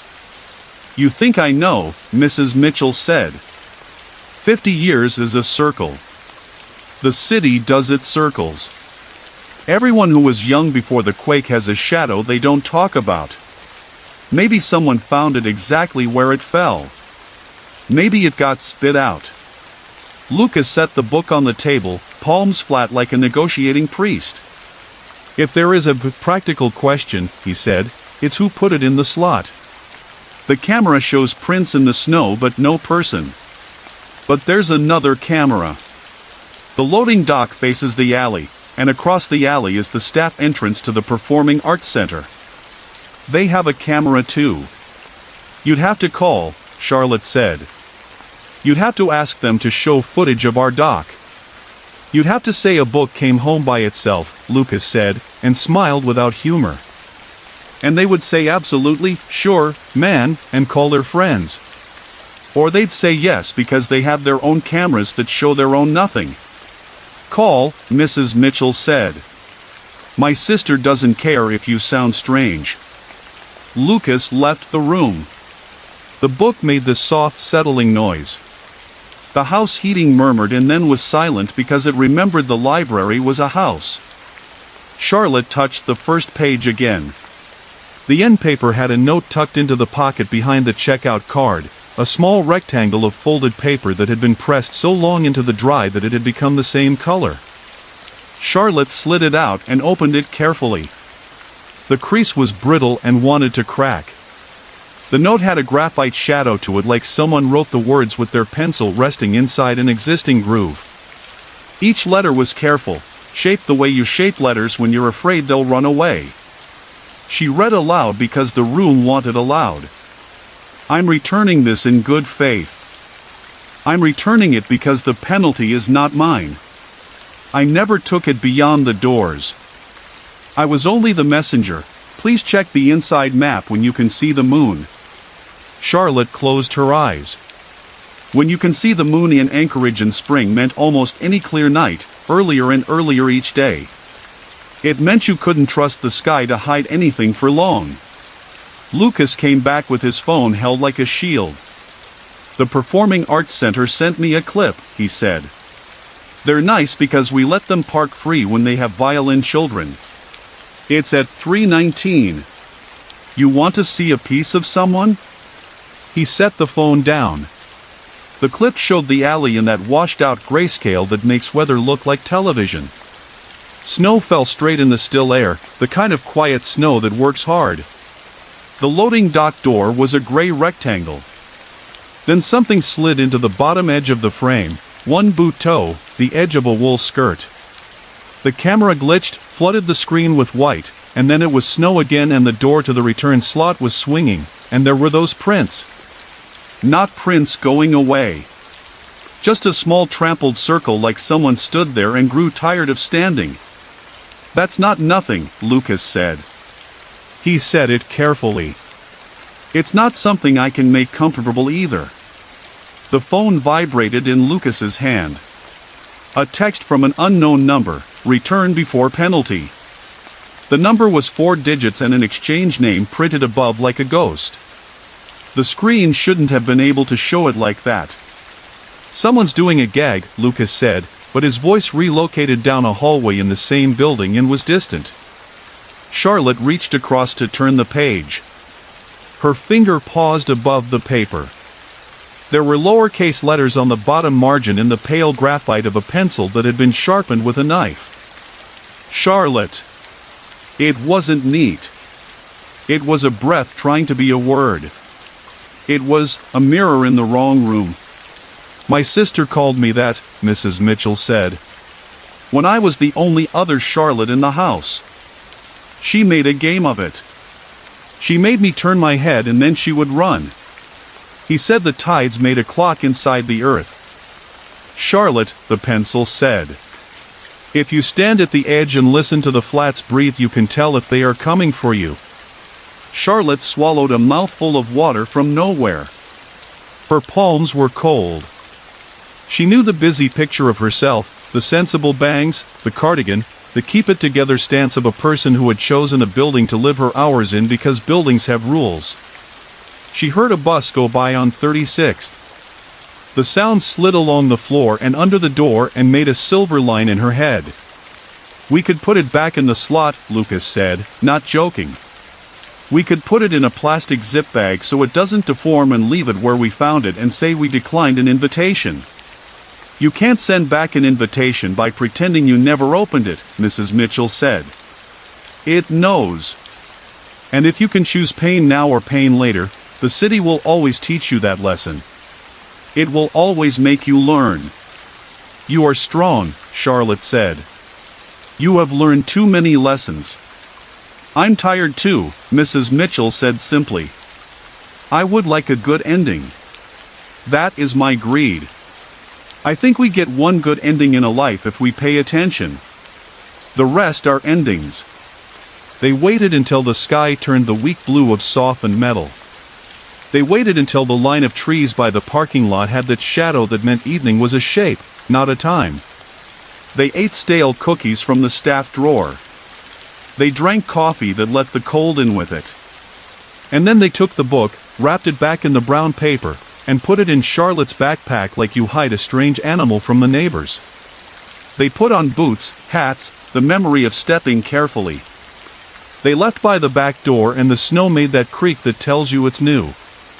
Lucas walked behind and watched their prints get made. Where? He said. Nick Arm, Mrs. Mitchell said. Where people tell you to stay off. Where the air pulls at your hands like it would like you to carry them a while. They took C Street to 3rd and then the road slid down to the flats, the city's edge dragging its coat in the gray. It was spring but the snow made it look like a truce had been signed. The mud under all that white was sleeping the way a cat sleeps with one eye. A low fog hung out near the water. A freight train line ran along and didn't have a train. The lights of the port burned like beads on a string. They parked where a chain-link fence did its best and stepped around a place where others had stepped around. The snow out here had a crust to it that snapped when you asked too much. Charlotte put her foot where the last foot went. The book pressed its cool through her pack. There is a place, Mrs. Mitchell said, walking with her eyes thinking. Where the ground becomes not ground too fast. Where the tide slides under your heel like a rug. She always walked too close to the edge of anything when she was thinking. She would say by the time her toes noticed, she would have already finished her thought. They stopped at a flat wide place where the snow was thinner like something had breathed under it, low and patient. The fog had little threads in it like hair in a brush. The city was a picture behind them with the Chugach Mountains leaning in like a set painted by someone who knew how to make you feel small. The book inside the pack flexed. Charlotte set the backpack down and unzipped it. Her fingers felt work-warm and then cold when they touched the brown paper. The paper stuck in a wet place like it had a tongue. She peeled it away. The book looked better in outdoor light, as if the sky was where it had wanted to be put down. She set it on the snow. It didn't sink. What does it want? Lucas said softly. You know that's the same question as asking a person why they came to the desk. They look for a book and they're looking for something else. We should see the map when we can see the moon, Charlotte said, and looked up. The moon was a flat coin in the pale sky. It made a print on the clouds. She turned the pages to the transparency. The lines pulsed like a complex heart. One line had a pencil mark. Follow this exactly. "No," Mrs. Mitchell said. "Don't." "I won't," Charlotte said. "I am not brave enough to be stupid." The book's transparency was a thin thing in her hands, vulnerable like eyelid skin. Under it, the photograph of a girl at the downtown library. Under that, a page with a list of names that hadn't been there before. There were dates beside them. There were stamped words. Checked out. The last name written was Charlotte M., 1975. Next line had been drawn in lightly. C. Baker. 2025, no date stamped. "Say out loud that we are returning it," Mrs. Mitchell said. "Some things require words arranged like they are collars. Say the words." "I am returning it," Charlotte said. Her breath had frost in it now. The air near the flats made cold even when the air behind you was warmer. "This is a return." A popping sound drifted over the snow. It was the ice on the edge of the arm doing its small arguments. The fog moved sideways. The book pulled the page over slowly and showed a last picture, a tunnel, concrete lip, water that moved one way and thought about going the other. It looked like the culverts near Ship Creek, the ones kids were warned not to crawl near because kids crawl near everything that says don't. It looked like something that would receive a thing and then not admit it had. "She was last seen near 5th, Mrs. Mitchell said. She said she liked the sound where the creek goes under the road, how it never changed its mind. She said it made her feel that a path was a path." The snow at the edge of the mudflat stirred. The sound came up through the soles of Charlotte's boots like a cat purring in your lap. The book lay open like a patient. The moon came into a clearer hole in the clouds and made a pale coin on the page. "We shouldn't be out here," Lucas said. He was scanning the ground the way a person walking in a lightless room scans the furniture. "We should say the words and go." "The penalty," Mrs. Mitchell said softly. "When I was 20, they sent a letter to our boarding house. It said penalty assessed and it was stamped in thick red. It was for an amount of money and also for the return of the one named. As if a person could be a book. As if you could assess for a person anything but a lifetime of missing." Her hand trembled. It didn't tremble like age. It trembled like a radio receiving a station too strong. She reached down and put the edge of her palm on the paper. "I am returning my sister," she said. "I will pay what I have to pay." Charlotte put her hand on the page too because she knew that the city listened when hands were visible. Lucas did too because he was the kind who watched a door but would still step through if someone asked. The cold drew up their arms like a thread pulled through cloth. The ground shifted. It was subtle. The white under the book flexed. A hairline of gray appeared like a mouth thinking about opening. Charlotte had the vision of dropping to her knees and pushing the book into the slit, sliding it into an argument between water and silt and letting it go. She had the second vision of herself leaning too far and the city taking her inside the cold that never decided to be water or land. Her legs knew which vision to avoid. Her eyes knew what to watch. There was a shape in the fog near the waterline. A person shape, wool coat, skirts. It stood without moving. It was the size of the woman in the photograph. It was possible that if you walked toward it you would walk for an hour and never get any closer because some distances in Anchorage are trick distances, and some people never close them. Charlotte tasted salt. "Don't speak to it," Mrs. Mitchell said. "The worst thing you can do is put your voice where it can be found later." The shape in the fog made a small gesture like someone turning a page. The book on the snow turned a page. The transparency slid back into place by itself. The line traced in pencil darkened until it was almost black. The path across the flats looked like a road that wanted a person on it. In the far distance, the lights of the port tightened and loosened like they were breathing too. "How do we return the thing?" Lucas said. His voice was strangled, not panic, but the constricted way you talk when you know you are about to do a thing injured people do. We stamp it, Charlotte said, surprising herself with certainty. She was a librarian. She knew rituals. She knew the actions that put a day back into a box. She reached into her backpack and took out the stamp pad and the date stamp they used for interlibrary loan slips when their system went down. The date wheel's clicking was a sound like a toy for someone too careful to play. She set it for today. She set it for the very true now. She pressed the stamp into the red ink and pressed it onto the checkout card that had been blank for 50 years. The ink bled a little into the old paper and made a small flower. Returned. April 13th, 2025. The fog shape tilted its head and something in the light did a soft adjustment like a room deciding between two bulbs. The ground under the book steadied. The thin gray mouth closed. The cold slipped down out of Charlotte's sleeves and pooled at her wrists, a cat that liked someone else better. Penalty, a voice said. It didn't come from around them.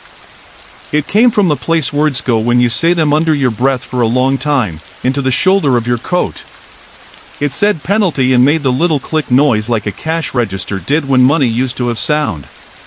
Mrs. Mitchell set both hands on the book like she could keep it from blowing away. Take me, she said. I'm over this. I did my living.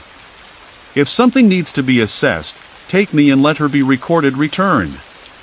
No, Charlotte said. The word came out of her with heat. No, that's not how libraries work. You don't take a whole person for a book. You assess a fine. You cannot pay a fine for a life, the city said quietly around them and the small groans of the ice, in the way the sky had to decide how to radiate. You can if the library says you can, Charlotte said. You can if the one who keeps the record says that a fine is what was owed and that the return was complete. She felt herself grow taller inside the coat that had never made her feel tall. She felt the stamp pad in her hand like a warm heartbeat. I'm the one at the desk. I'm the one who decides whether a patron is barred from checking out again or whether we remember that people lose track of their days. I say the penalty was our failure to keep the book safe. I say the penalty was assessed by time and paid. I say the book is home. The fog shape did nothing. The book did. The pages fanned forward softly and landed on the page with the list of names. The penciled line beneath the last entry darkened as if the hand that once wrote was returning to complete a thing it had wanted to finish. The line wrote, returned. It wrote the word like someone who had to teach their hand to believe it. The ground gave back a sound like when you pull a boot out of deep mud and it isn't willing. The fog turned inside out and then flattened. The distant lights at the port held steady. The cold remained because cold in Anchorage is like the person who stays after the party to help put away chairs, loyal, unavoidable.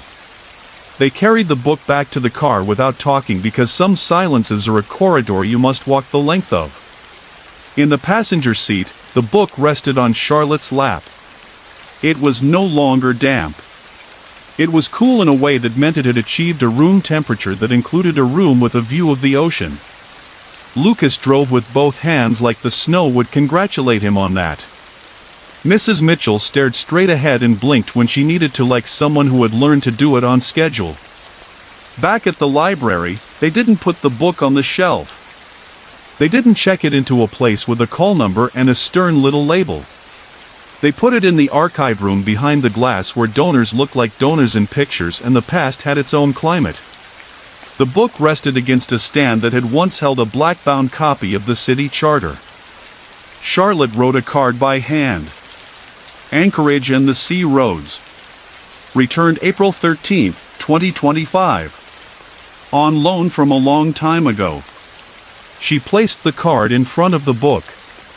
She looked at the checkout card inside the book once more. The stamp glowed with a steadiness she didn't expect from red ink. Beneath it, faint as the dust of chalk on a chalkboard frame, there was another line of writing. It was shaped like someone writing from the other side of a window and not quite matching the width of their hand. Thank you. It was not elaborate. It made her think of the sound of someone leaving a room and closing the door without letting it slam because they loved you.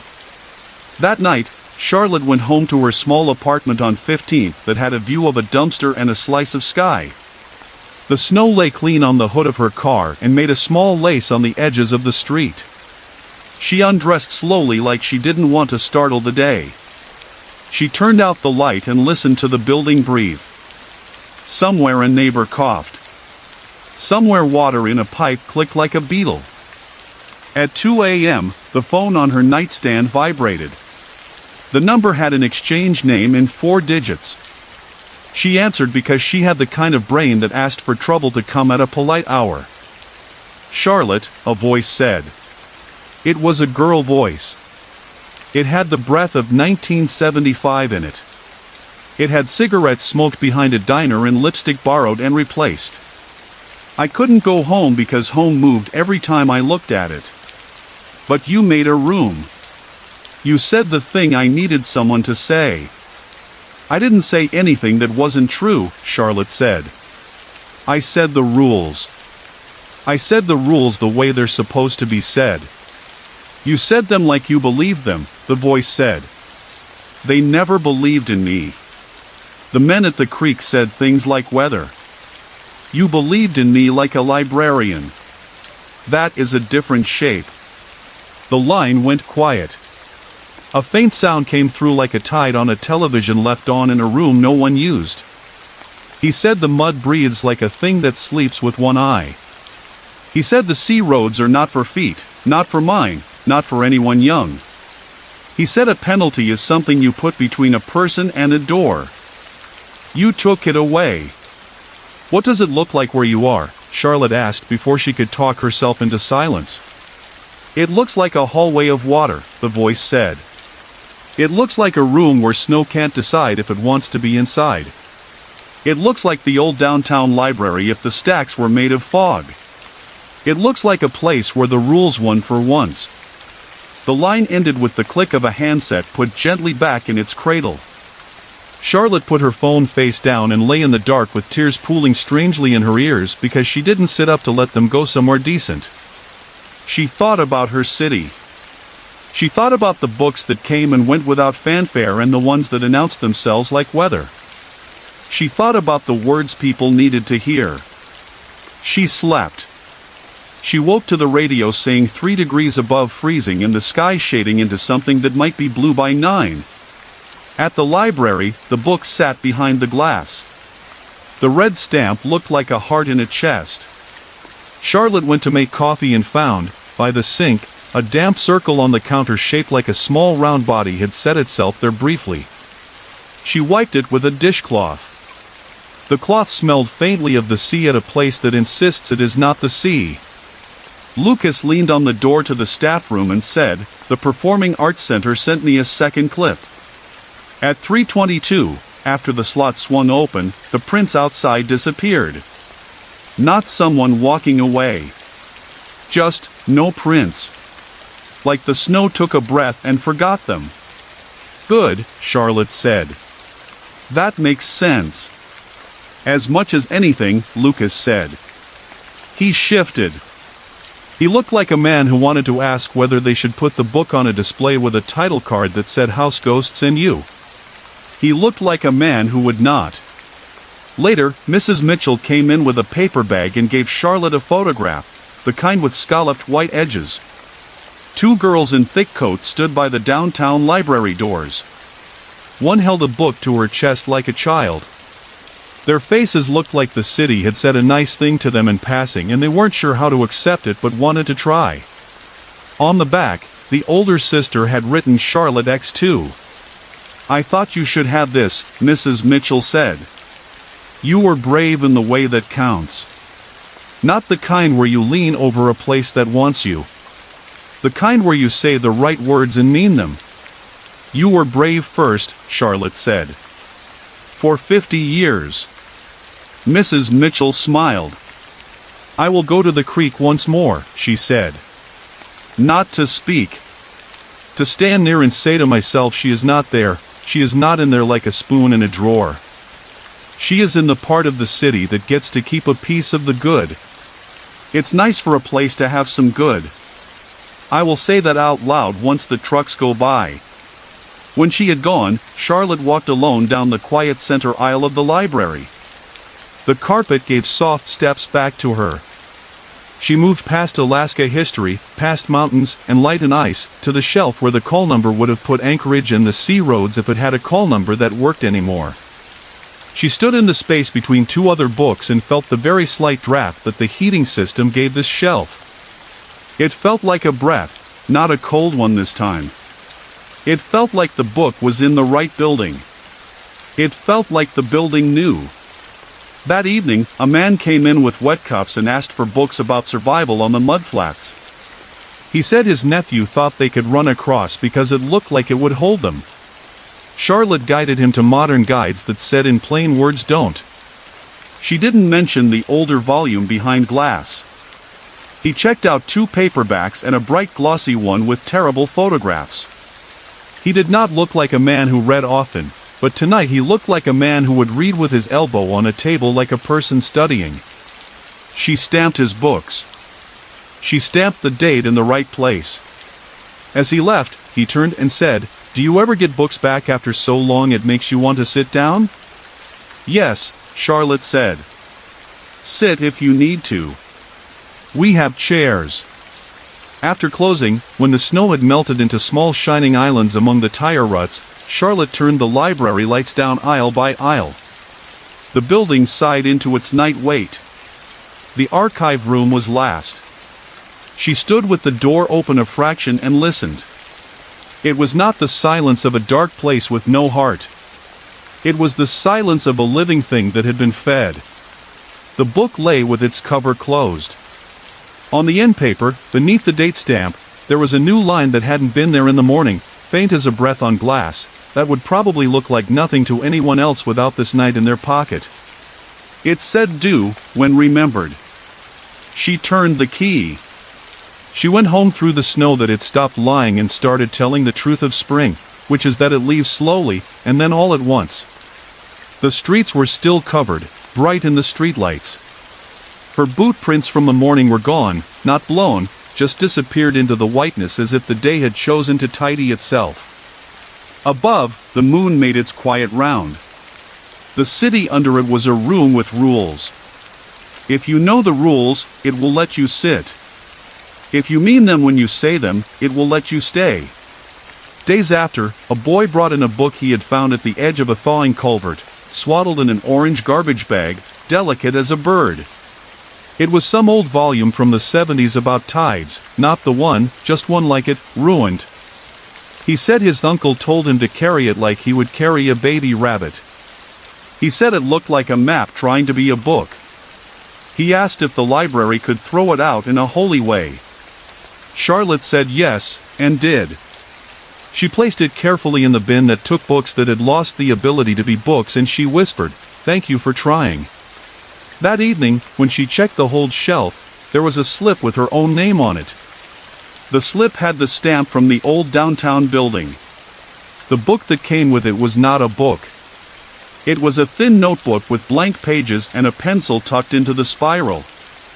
The whole note said for Charlotte Baker, to record returns not of items but of things that come home without a barcode. Please maintain the ledger in good faith. She took the notebook home. She placed it on the small table by the window where the slice of sky sometimes ran a ribbon of green when the aurora was feeling extroverted. She wrote in it with the pencil provided. She wrote Anchorage and the sea roads, returned. She wrote the date. She wrote Mrs. Mitchell stood beside the flats and did not speak, and because she did not speak, the city heard her. She wrote a penalty was replaced with a fine, and the fine was the generosity of an ordinary day. She wrote the streets were covered in fresh snow and under them the city waited, and decided not to take. Inside the library, behind glass, a book lay quiet the way a satisfied thing lies. Outside, the winter light folded itself like a letter and put itself away a little early. The city kept one good ending on a shelf where it could find it. And at 3:19 one morning when the snow fell straight and the cameras watched the alley, the loading dock door shivered again and did not open. It was enough that it remembered how. It was enough that someone had decided to write things down. A week passed. Then another. The snow thinned and slid away from the curb. The sides of the roads wore their dirty collars, and then a rain came and tucked them into the drains and said that was winter. We will speak well of it later. Charlotte saw Mrs. Mitchell on the coastal trail once, walking without hurrying. She raised a hand. The older woman raised hers. The air between them made the very small click of a stamp hitting ink. That night, in the quiet hour between midnight and the return of plows that moved because moving was their habit, Charlotte dreamed about the downtown building that isn't there anymore. She dreamed she was shelving books in a room where the floor lifted and settled with a tide no one else felt. She dreamed the shelves were anchored with lines like boat lines, knots tied by someone who knew to spit on their palm. She dreamed a girl in a wool coat walked down the aisle and chose a book and did not try to go where it told her. She dreamed the girl turned and said, "Good night, librarian." She said it with relief. She said it like a person whose debt is paid. Charlotte woke in the dark before morning with the sense of a small, precise motion next to her on the nightstand. She turned her head and saw, on the notebook she'd brought from the library, the pencil had rolled and stopped. The page she'd left blank had words on it in light pressure, almost nothing, but it was enough if you were attentive. It said returned, and it didn't say what, and it didn't need to. She closed her eyes. The city held its breath and then let it go. The streets were quiet under the snow that came and went like a thought. Somewhere near water that looks like land, a slow, unkind thing paused, and forgave the small debt it could afford to forgive. Inside the library, behind the glass, a book settled more deeply into the shelf like a sleeper finding a cool place on the pillow. Above the building, the moon stood its watch and counted, as if the tides had finally taught it how.